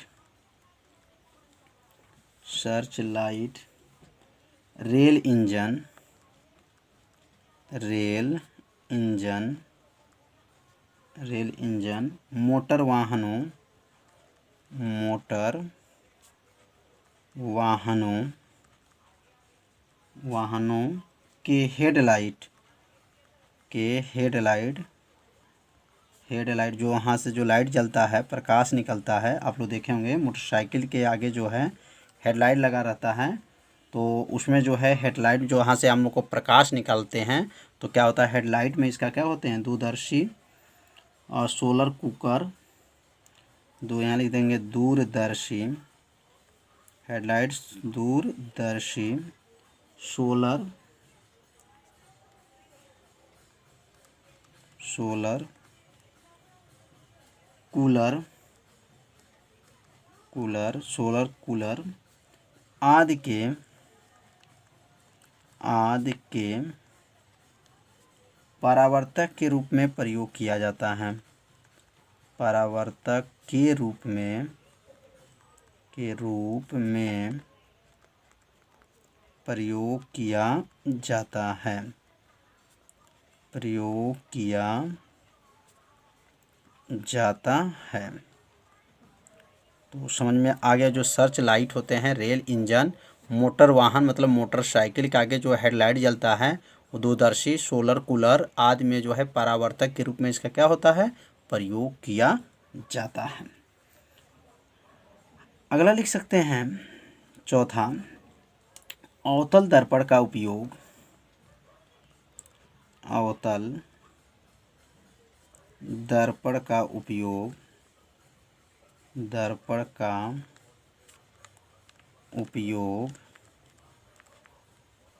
उपयोग टेबिल, टेबिल लैंपों, टेबिल लैंपों या टेबल लैंपों लिख सकते हैं, लैंपों के शेडो, शेडो मतलब जो इसके ऊपर जो शीशा लगा होता है, शेडो, शेडो में उपयोग किया जाता है, में किया जाता है। मतलब अवतल दर्पण का जो उपयोग होता है वह टेबिल लैंपों के शेडो में क्या होता है? इसका उपयोग किया जाता है, जाता है। चौथा हो गया। अब पांचवा लिख लेंगे। पांचवा इसका उपयोग क्या है? तो लिखेंगे सौर भट्टियों से, जो सौर भट्टी जो है सूर्य का जो भट्टी है, सौर भट्टी द्वारा सूर्य के प्रकाश को केंद्रित करने के लिए अवतल दर्पण का ही प्रयोग किया जाता है। लिखेंगे यहाँ पर सौर भट्टियों मतलब सूर्य के द्वारा जो है यहाँ पे जो है उसमें सौर भट्टियों का मतलब क्या हो जाएगा? मतलब सूर्य के प्रकाश का इसमें क्या करेंगे? प्रयोग करेंगे। तो सौर भट्टियों में सूर्य के प्रकाश, सूर्य के प्रकाश, सूर्य के प्रकाश को केंद्रित, सूर्य के प्रकाश को क्या करेंगे? केंद्रित करने के लिए, केंद्रित करने के लिए, केंद्रित करने के लिए अवतल दर्पण का उपयोग किया जाता है। अवतल दर्पण का उपयोग किया जाता है, किया जाता है।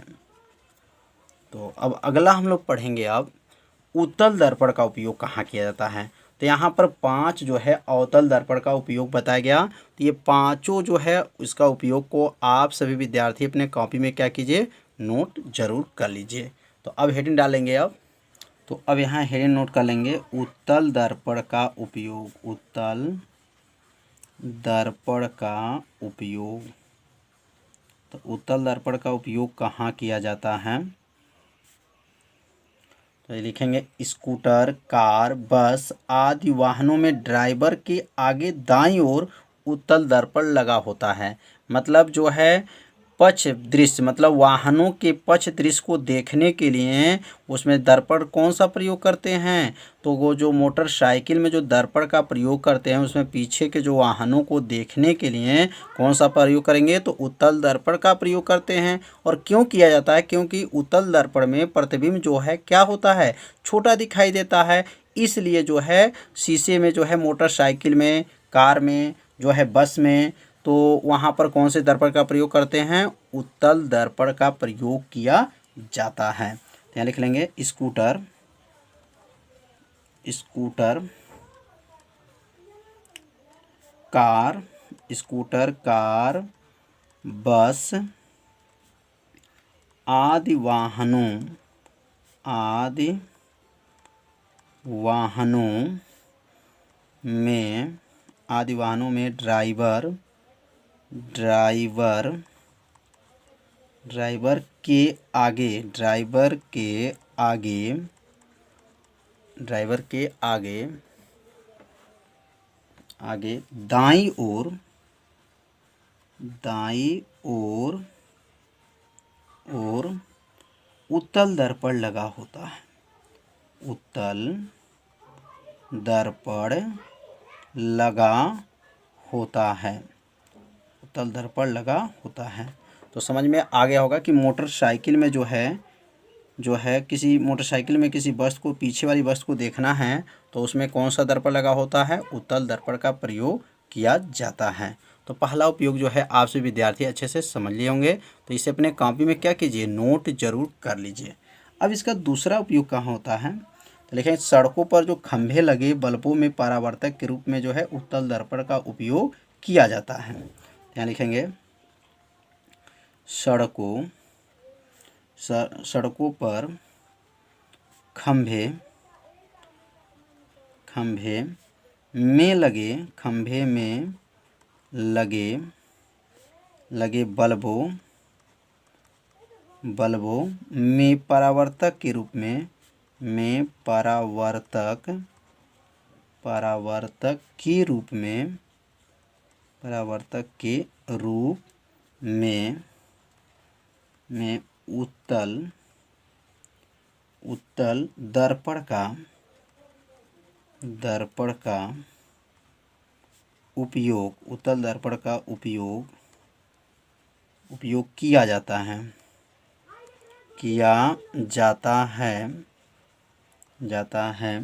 ऐसा करने से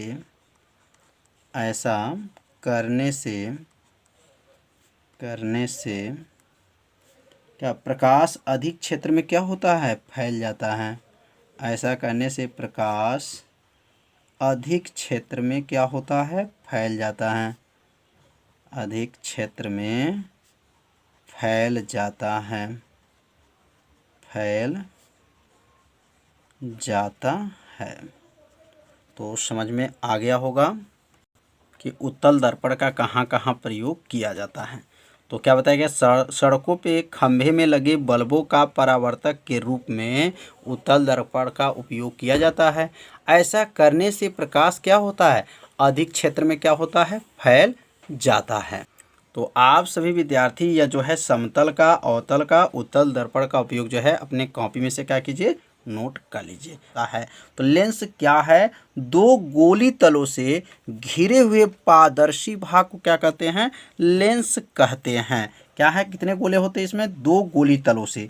जैसे यहाँ पे लिख लें दो गोली तलों से, यहाँ परिभाषा को लिख लीजिए, दो गोली तलों से, दो गोलीय तलों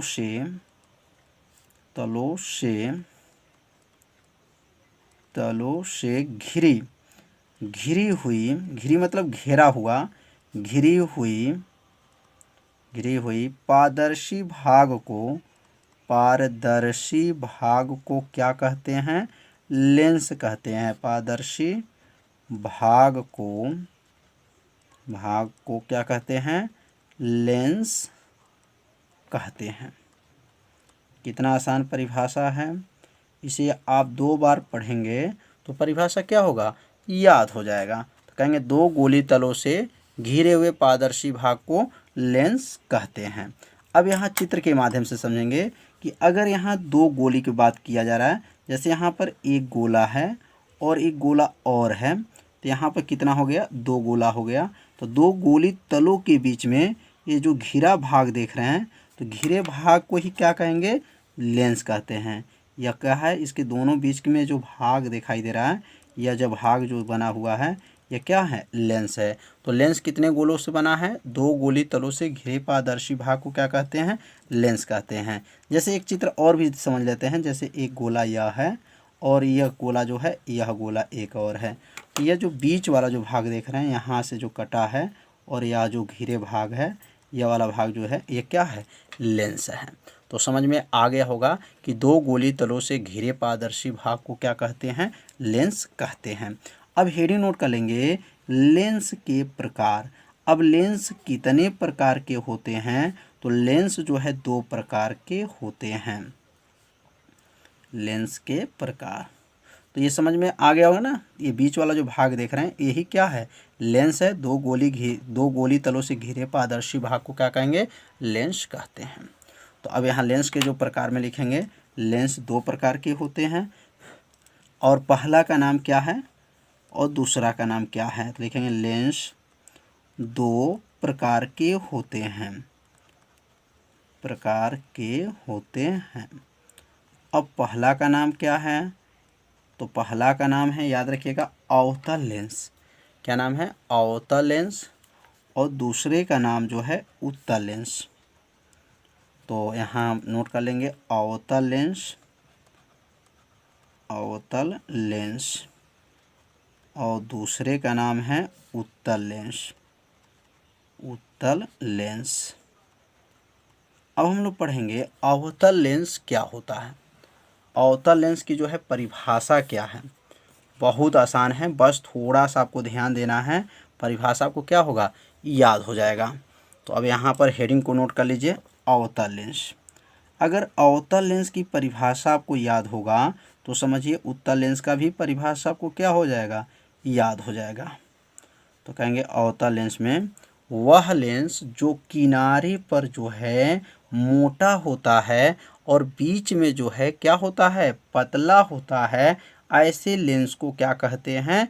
अवतल लेंस कहते हैं। यानी लिखेंगे वह लेंस जो किनारे पर क्या हो? किनारे पर मोटा तथा बीच में क्या हो? बीच में पतला हो, ऐसे लेंस को क्या कहते हैं? ऐसे लेंस को अवतल लेंस कहते हैं। ऐसे लेंस को क्या कहते हैं? अवतल लेंस कहते हैं। कितना आसान है। वह लेंस जो किनारे पर क्या हो? मोटा हो, और बीच में क्या हो? पतला हो, ऐसे लेंस को अवतल लेंस कहा जाता है। अब यहाँ अवतल लेंस का चित्र कैसे बनेगा? तो यहाँ पर बना लेंगे चित्र, इसकी आकृति कैसी होती है। अब यहाँ पे देखिए, किनारे पर क्या है? मोटा है, और जो बीच में क्या है? पतला है। ये किनारे पर क्या है? मोटा है, और बीच में क्या है? पतला है। ऐसे लेंस को क्या कहा जाता है? अवतल लेंस कहते हैं। जैसे यहाँ पर जो है बनाएंगे तो किनारे क्या है? मोटा है, और बीच में देखिए क्या है? पतला है। ऐसे लेंस को क्या कहा जाता है? अवतल लेंस कहा जाता है। अवतल लेंस। तो चित्र को जो है आप सभी विद्यार्थी क्या कीजिए? बना लीजिए अपने कॉपी में। तो अवतल लेंस जो है समझ में आ गया होगा। तो अब सीखेंगे उत्तल लेंस क्या होते हैं। तो अब यहाँ पे हेडिंग नोट कर लेंगे, उत्तल लेंस। अब उत्तल लेंस क्या होते हैं? तो उत्तल लेंस की परिभाषा क्या है देखेंगे। वह लेंस जो किनारे पर पतला होता है तथा बीच में क्या होता है, मोटा होता है, ऐसे लेंस को क्या कहा जाता है, उत्तल लेंस। मतलब अवतल लेंस का विपरीत बोलना है, उल्टा बोलना है। लिखेंगे वह लेंस, वह लेंस, वह लेंस जो किनारे पर, जो किनारे पर पतला, किनारे पर पतला तथा बीच में क्या हो, मोटा, किनारे पर पतला तथा बीच में मोटा होता है, होता है, ऐसे लेंस को, ऐसे लेंस को क्या कहते हैं, ऐसे लेंस को उत्तल लेंस कहते हैं, उत्तल लेंस कहते हैं। कितना आसान है। अब इसका चित्र बना लेंगे। किनारे पर पतला है, बीच में मोटा है। अब देखिए किनारे पर क्या है, मोटा है, बीच में आ रहा है तो क्या है, पतला है। क्या है, ध्यान से देखिएगा, किनारे पर पतला, किनारे पर क्या कहेंगे, पतला, बीच में मोटा। ऐसे लेंस को क्या कहते हैं, उत्तल लेंस कहते हैं। किनारे पर पतला रहेगा, बीच में क्या रहेगा, मोटा रहेगा। तो इसका नाम क्या है, उत्तल लेंस, उत्तल लेंस हो जाएगा। तो समझ में आ गया होगा। तो अब सीखेंगे हम लोग अभिसारी लेंस क्या होता है। अभिसारी, अभिसारी लेंस क्या होता है और अपसारी लेंस क्या होता है। तो अभिसारी लेंस समझ लेंगे तो कहेंगे उत्तल लेंस के मुख्य अक्ष के समांतर जाने वाली जो प्रकाश की किरणें हैं वो अपवर्तन के बाद जो है झुक कर जाती हैं। तो ऐसे लेंस को क्या कहा जाता है, अभिसारी लेंस कहा जाता है। तो यहाँ पर जो है इसका उत्तर लिख लीजिए। उत्तल लेंस के, उत्तल लेंस के मुख्य अक्ष, मुख्य अक्ष के समांतर, मुख्य अक्ष के समांतर जाने वाली, जाने वाली प्रकाश की किरणें, जाने वाली प्रकाश की किरणें अपवर्तन के बाद, किरणें अपवर्तन के बाद, अपवर्तन के बाद क्या होती हैं, झुककर जाती हैं। एक है झुककर और एक है फैलकर। तो जब झुककर जो जाती हैं उसे क्या कहा जाता है, उसे अभिसारी कहते हैं। जो फैल करके जाता है उसे अपसारी कहते हैं। जाती हैं तो उसे क्या कहेंगे, अभिसारी लेंस कहते हैं, अभिसारी लेंस कहते हैं। कितना आसान है। क्या कहेंगे, उत्तल लेंस के मुख्य अक्ष के समांतर जाने वाली प्रकाश के किरणें अपवर्तन के बाद क्या होती हैं, झुककर जाती हैं। ऐसे लेंस को, ध्यान दीजिए, ऐसे यहाँ लिखेंगे, लेंस को क्या कहते हैं, अभिसारी लेंस कहते हैं। अब चित्र के माध्यम से समझेंगे। जैसे मान लेते हैं यह उत्तल लेंस है, क्या है, उत्तल लेंस है, और यह जो रेखा जा रही है मुख्य अक्ष है। अभी आपको मुख्य अक्ष समझ में नहीं आ रहा होगा, जो बीचों बीच से होकर जाती हैं उसको क्या कहा जाता है, मुख्य अक्ष कहा जाता है। जो उत्तल लेंस के जो है, लेंस के बीचों बीच से जाने वाली जो रेखा होता है उसका नाम मुख्य अक्ष है। और मुख्य अक्ष के समांतर जो प्रकाश की किरणें गया और इधर भी गया, मुख्य अक्ष के समांतर जाने वाली प्रकाश की किरणें अपवर्तन के बाद जो है क्या होती हैं, झुक करके जाती हैं। उसी को क्या कहा जाता है, अभिसारी लेंस कहते हैं। तो समझ में आ गया होगा कि किसके समांतर जाना है, मुख्य अक्ष के समांतर जाने वाली प्रकाश की किरणें अपवर्तन की बात क्या होती हैं, झुक करके जाती हैं। ऐसे लेंस को अभिसारी लेंस कहते हैं। तो समझ में आ गया होगा। इस रेखा का नाम क्या है, तो इस रेखा का नाम है मुख्य अक्ष है, और ऊपर जो गया है इसके समांतर जा रहा है, समांतर जाने वाली प्रकाश की किरणें। अब हम लोग पढ़ेंगे अपसारी लेंस। अब हेडिंग लिख लेंगे अपसारी लेंस। तो अपसारी लेंस में क्या है, बहुत आसान है। जो ऊपर परिभाषा लिखा गया है सेम परिभाषा इसमें भी लिखना है, बस एक शब्द को क्या करना है, बढ़ा देना है। झुक कर के जगह पे क्या करेंगे, फैल करके बस तो लिखेंगे। और यहाँ उत्तल के जगह पे क्या लिखेंगे, अवतल। परिभाषा होगा अवतल लेंस के, अवतल लेंस के मुख्य अक्ष, मुख्य अक्ष के समांतर, के समांतर, समांतर जाने वाली, जाने वाली प्रकाश की किरणें, प्रकाश की किरणें अपवर्तन के बाद, अपवर्तन के बाद क्या होती हैं, फैल कर जाती हैं। जहाँ झुक कर जाती हैं वहाँ पर फैल कर जाती हैं। ऐसे लेंस को, ऐसे लेंस को क्या कहते हैं, अपसारी लेंस कहते हैं।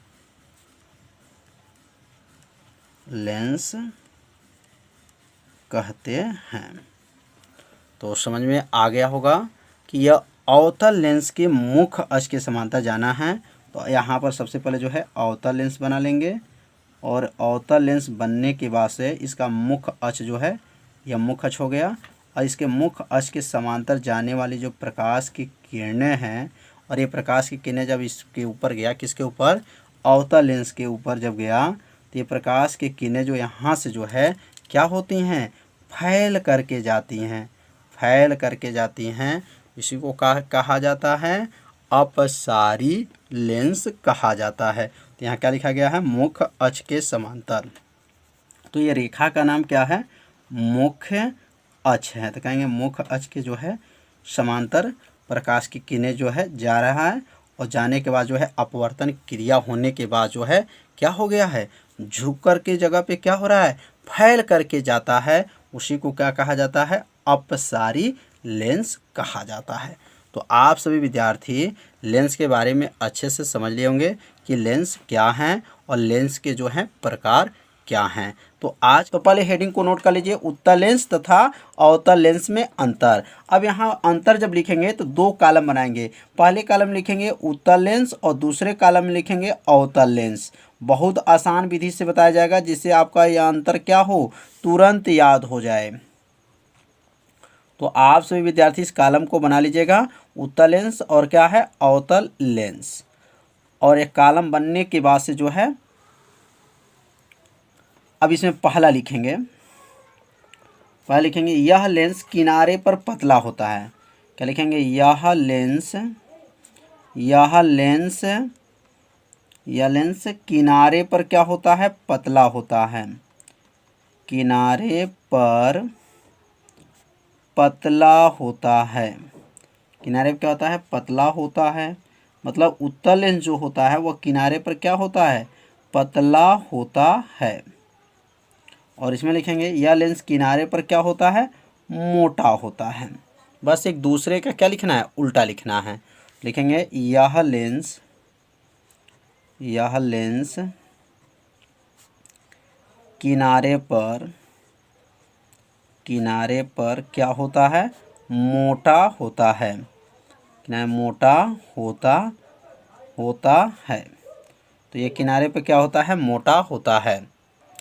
अब दूसरा अंतर है, दूसरा अंतर क्या है, यह लेंस बीच में मोटा होता है। यह लेंस, यह लेंस बीच में बीच में क्या होता है, बीच में मोटा होता है, बीच में मोटा होता, बीच में मोटा होता है। तो अब इसमें दूसरा लिख लेंगे, यह लेंस बीच में क्या होता है, पतला होता है। बस एक दूसरे का उल्टा लिखना है। लिखेंगे यह लेंस बीच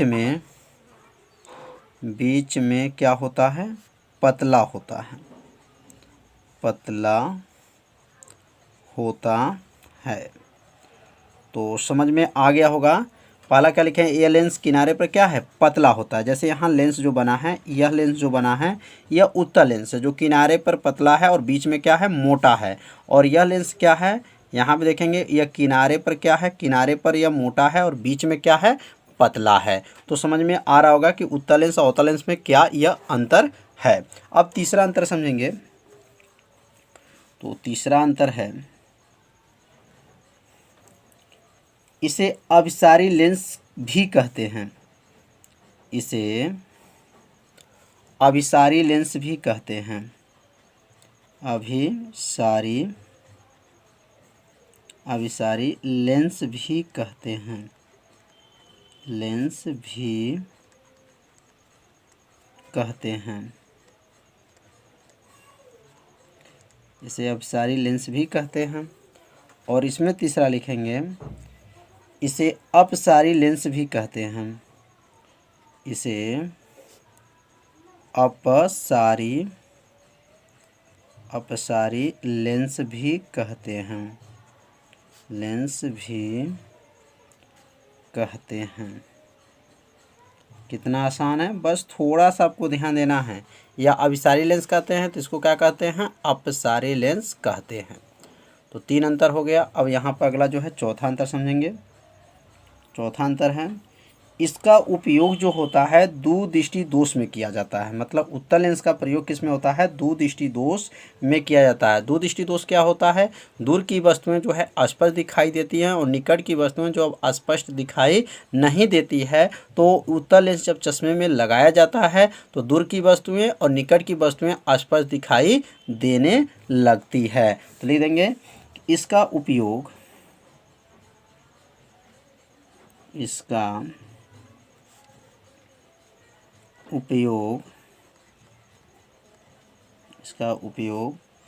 दूरदृष्टि दोष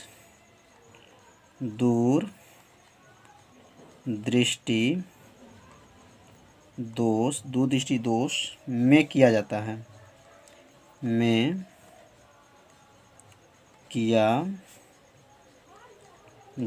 है, इसका उपयोग दूरदृष्टि दोष में किया जाता है। और यहाँ लिखेंगे, इसका उपयोग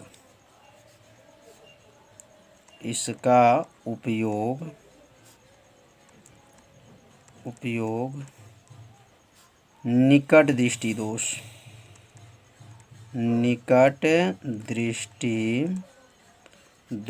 में किया जाता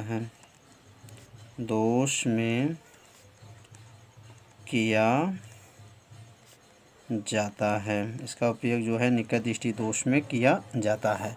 तो निकट दृष्टि दोष क्या है, जो निकट की वस्तुएं स्पष्ट दिखाई देती हैं और दूर की वस्तुएं स्पष्ट दिखाई नहीं देती हैं। तो जब चश्मे में अवतल लेंस लगाया जाता है तो वह निकट की वस्तुएं भी और दूर की वस्तुएं भी स्पष्ट दिखाई देने लगती हैं। तो इसे अपने कॉपी में क्या कीजिए, नोट करते ज़रूर चलिए। तो अब अगला 5वां है, उत्तल लेंस में जब प्रकाश की किरणें पड़ती है तो यह केंद्र की ओर क्या होती हैं, अवशोषित करती हैं। माने केंद्र की ओर क्या हो जाती हैं, झुक करके जाती हैं। तो लिख लेंगे, उत्तल लेंस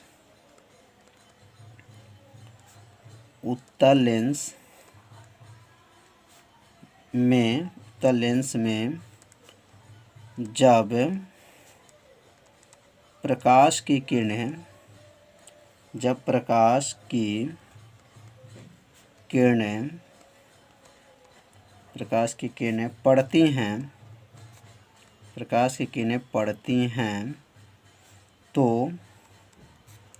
पड़ती हैं तो यह केंद्र की ओर क्या होगा, लिखेंगे केंद्र की ओर केंद्र की ओर क्या करती हैं, अवशोषित केंद्र की ओर अवशोषित करती हैं। कितना आसान है। जब मतलब उत्तल लेंस में जब प्रकाश की किरण पड़ती हैं तो वह केंद्र की ओर क्या हो जाती हैं, अवशोषित करती हैं, मतलब झुक करके जाती हैं। और यहाँ जो होगा, यहाँ पांचवा होगा, अवतल लेंस में जब प्रकाश की किरणें, यहाँ लिखेंगे अवतल लेंस में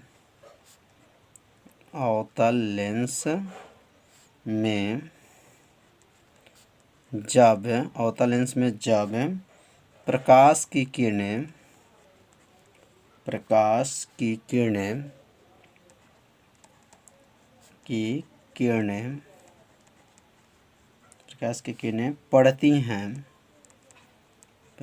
किरणें पड़ती हैं तो प्रकाश चारों ओर फैलता जाता है। पड़ती हैं तो प्रकाश चारों ओर फैलता है। चारों ओर क्या होता है, चारों ओर फैलता है। तो यहाँ पे क्या हो रहा है, उत्तल लेंस में जब प्रकाश की किरण पड़ती हैं तो वो केंद्र की ओर अवशोषित करती हैं। अवतल लेंस में जब प्रकाश की किरणें पड़ती हैं तो प्रकाश चारों ओर क्या होती हैं, फैलता है। तो टोटल जो है यहाँ पर 5 जो है क्या बताया गया है, अंतर बताया गया उत्तल लेंस में और अवतल लेंस में। तो यह पांचों अंतर को आप सभी विद्यार्थी अपने कॉपी में क्या कीजिए, इसे नोट कर लीजिए, इसे 2 बार पढ़िए, आपको अंतर क्या होगा याद हो। तो इसका उत्तर लिख लीजिए, किसी लेंस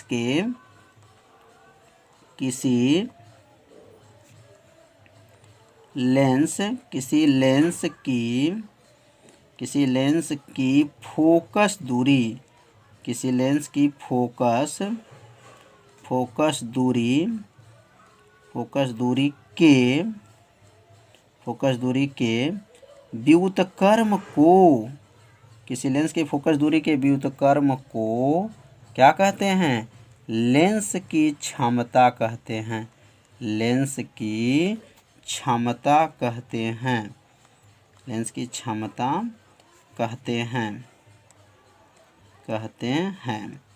इसे P से प्रदर्शित करते हैं। P से क्या करते हैं, प्रदर्शित करते हैं। और इसका मात्रक क्या होता है, तो लिखेंगे इसका मात्रक जो होता है, इसका मात्रक बहुत IMP है, कंपटीशन में तो हमेशा पूछा जाता है।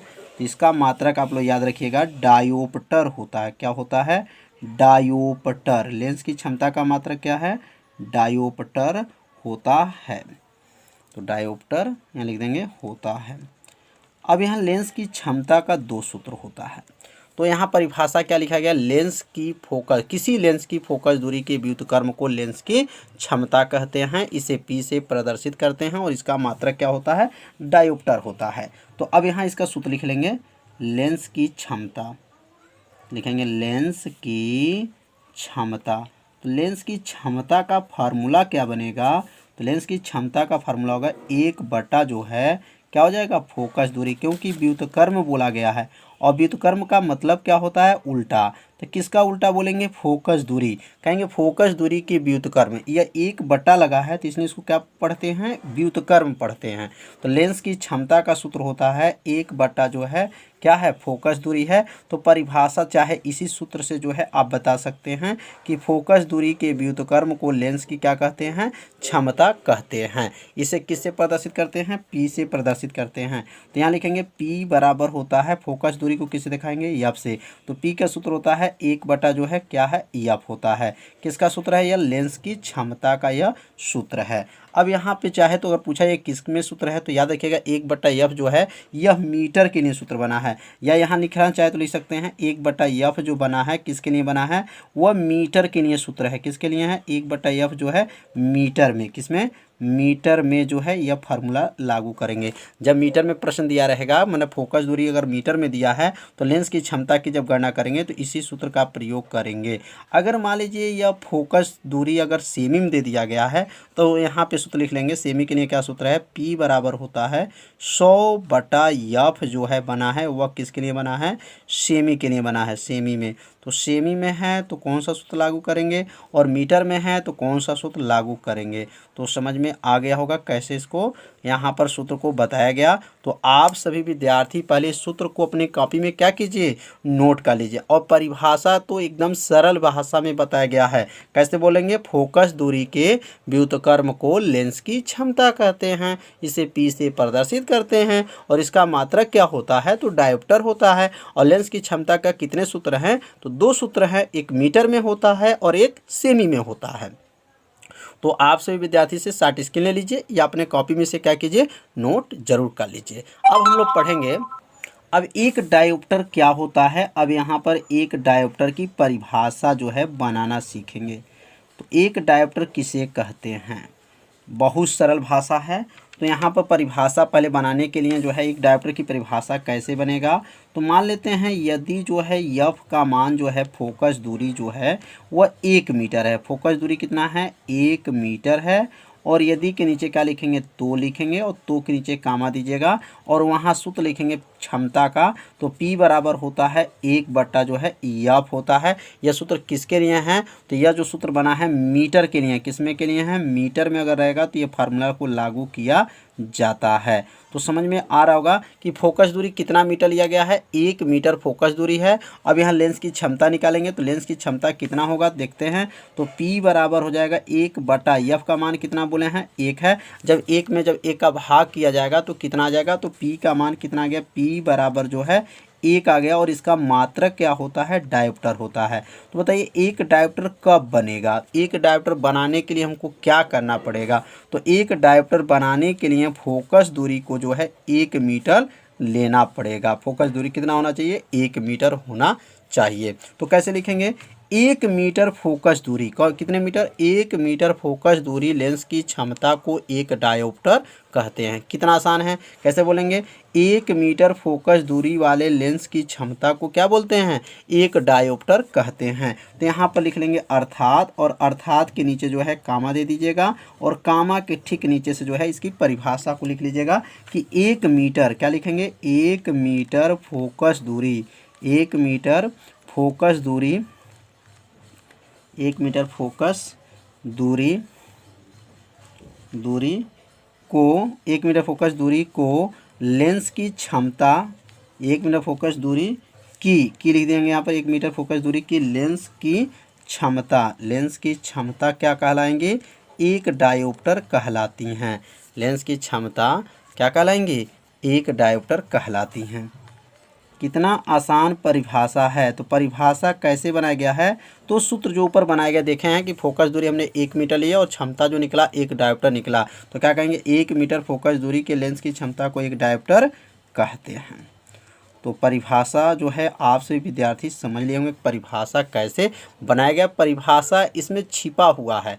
अब ये परिभाषा कैसे बना है तो आप सभी विद्यार्थी यहाँ पे ध्यान देंगे। फोकस दूरी 1 मीटर है और लेंस की क्षमता कितना आया है, 1 मीटर आया है। अर्थात 1 मीटर फोकस दूरी की लेंस की क्षमता को क्या कहा जाता है, एक डायोप्टर कहा जाता है। अब हम लोग पढ़ेंगे इस पर कुछ न्यूमेरिकल, जो क्वेश्चन जो है न्यूमेरिकल लगाया जाएगा, जो बहुत अति महत्वपूर्ण माना जाता है। तो पहला प्रश्न इसमें है 20 सेमी फोकस दूरी वाले उत्तल लेंस की क्षमता ज्ञात कीजिए। अब यहाँ 20 सेमी जो है फोकस दूरी का जो है उत्तल लेंस है और उसमें जो है क्षमता की गणना करना है। तो ध्यान देंगे यहाँ फोकस दूरी कितना है, तो 20 सेमी है, तो इसमें लिखेंगे F बराबर 20 सेमी हो जाएगा। P बराबर प्रश्नवाचक कर लेंगे, मतलब लेंस की क्षमता जो है इसमें पूछा जा रहा, इसलिए प्रश्नवाचक हो गया। अब ये प्रश्न में देखेंगे क्या ये जो मान दिया गया सेमी में दिया गया है कि मीटर में दिया गया है। तो सेमी दिया है तो सेमी का सूत्र लागू होगा, मीटर में दिया है तो मीटर में का जो है सूत्र लागू होगा। तो यहाँ सेमी में दिया गया है तो सूत्र क्या होता है, P बराबर 100/F जो है सेमी में होता है। अब यहाँ P बराबर 100 लिख देंगे और F का मान बताइए क्या है, 20 है। तो 20 बचे क्या हो जाएगा, 100, 5 जो है डायोप्टर आ जाएगा। 20 से जो है 100 को जब भाग करेंगे तो 20 बचे क्या होगा, 100 हो जाएगा। तो 5 डायोप्टर जो होगा लेंस की यह क्षमता होगा। तो समझ में पहला प्रश्न जो है आप लोग को अच्छे से समझ में आ गया होगा। तो इसे अपने कॉपी में क्या कीजिए, इस प्रश्न को भी नोट कर लीजिए। अब अगला प्रश्न है 50 सेमी। अब देखिए 50 सेमी फोकस दूरी वाले अवतल लेंस की क्षमता की गणना कीजिए। मतलब यहाँ पर फोकस दूरी जो दिया गया है वह 50 सेमी दिया गया है, लेकिन कौन सा लेंस है, तो अवतल लेंस है। तो अवतल लेंस की जो फोकस दूरी होता है वह ऋणात्मक होता है। तो इसलिए लिखेंगे F बराबर -50 सेमी। ये माइनस क्यों लगाया गया, क्योंकि अवतल लेंस है और अवतल लेंस की फोकस दूरी क्या होता है, ऋणात्मक होता है। P बराबर जो है प्रश्नवाचक हो जाएगा और P का सूत्र क्या होता है, 100/F जो है किस में होता है, सेमी में होता है। P बराबर क्या होता है, 100/F जो है सेमी में होता है। तो यहाँ लिखेंगे P बराबर 100 हो जाएगा और F का मान क्या है, -50 है। 50 में जब 100 को भाग करेंगे, 50 दूनी 100 कितने बार में गया है, -2 डायोप्टर गया है। तो क्या लगेगा, -2 डायोप्टर, मतलब 50 दूनी 100 -2। तो माइनस क्यों लगा, क्योंकि F का मान माइनस में था तो लेंस की क्षमता भी क्या होगा, माइनस में होगा। तो P बराबर क्या हो जाएगा, -2 डायोप्टर हो जाएगा। तो समझ में आ गया होगा। अगला प्रश्न है 10 मीटर। अब यहाँ देखिए प्रश्न मीटर में आ गया। अब 10 मीटर फोकस दूरी वाले उत्तल लेंस की क्षमता ज्ञात कीजिए। तो यहाँ पर जब 10 मीटर ये फोकस दूरी दिया गया है तो फोकस दूरी को किससे प्रदर्शित करते हैं, तो F बराबर F से प्रदर्शित करते हैं और F का मान क्या दिया है, 10 मीटर प्रश्न में दिया गया है। P बराबर जो है प्रश्नवाचक हो गया क्योंकि लेंस की क्षमता इसमें पूछा जा रहा है। अब लेंस की क्षमता का जो सूत्र किसका लागू करेंगे, मीटर का कि सेमी का, तो यहाँ प्रश्न जो दिया गया है मीटर में दिया गया है। तो इसलिए लिखेंगे P बराबर 1/F जो है क्या हो जाएगा, मीटर में हो जाएगा। तो अब यहाँ 1/F हो जाएगा और F का मान क्या दिया गया था, 10 दिया गया था। तो यहाँ F के जगह पे क्या रखेंगे, 10 और 10 से जो है 1 में क्या करेंगे, भाग कर देंगे। जब 1 में भाग करेंगे तो P का मान क्या आ जाएगा, 0.1 डायोप्टर आ जाएगा। 10 से जब 1 में भाग करेंगे तो कितना आएगा, 0.1 डायोप्टर आ जाएगा। तो इसे अपने कॉपी में क्या कीजिए, नोट जरूर कर लीजिए। अब अगला प्रश्न है 25 सेमी फोकस दूरी वाले, कितने सेमी है, 25 सेमी फोकस दूरी वाले उत्तल लेंस की क्षमता ज्ञात कीजिए। तो इस प्रश्न को जो है आप सभी विद्यार्थी हल करके जो है कमेंट बॉक्स में इसका आंसर को बताना है। तो यहाँ 2 प्रश्न आपको दिया जा रहा है। तो पहला जो प्रश्न क्या है, 25 सेमी फोकस दूरी वाले उत्तल लेंस की क्षमता ज्ञात कीजिए है, और एक है 100 मीटर है, ध्यान दीजिए 100 मीटर फोकस दूरी वाले उत्तल लेंस की क्षमता ज्ञात कीजिए। तो यहाँ 2 प्रश्न को आपको दिया जा रहा है। तो दोनों प्रश्न को आप सभी विद्यार्थी हल करके आंसर को कमेंट बॉक्स में ज़रूर बताइएगा। तो यह लेंस की क्षमता और लेंस की क्षमता पे जो न्यूमेरिकल जो है आज के इस वीडियो में बताया गया। तो आज का वीडियो कैसा था, आप सभी विद्यार्थी जरूर कमेंट कीजिएगा, वीडियो को लाइक कर दीजिएगा और वीडियो को ज़्यादा से ज़्यादा जो है अपने सभी दोस्तों के पास शेयर जरूर कर दीजिएगा। तो आज का पढ़ाई जो है इतना ही रहेगा। मिलते हैं अब अगले भाग में, तब तक के लिए सभी विद्यार्थियों को नमस्कार।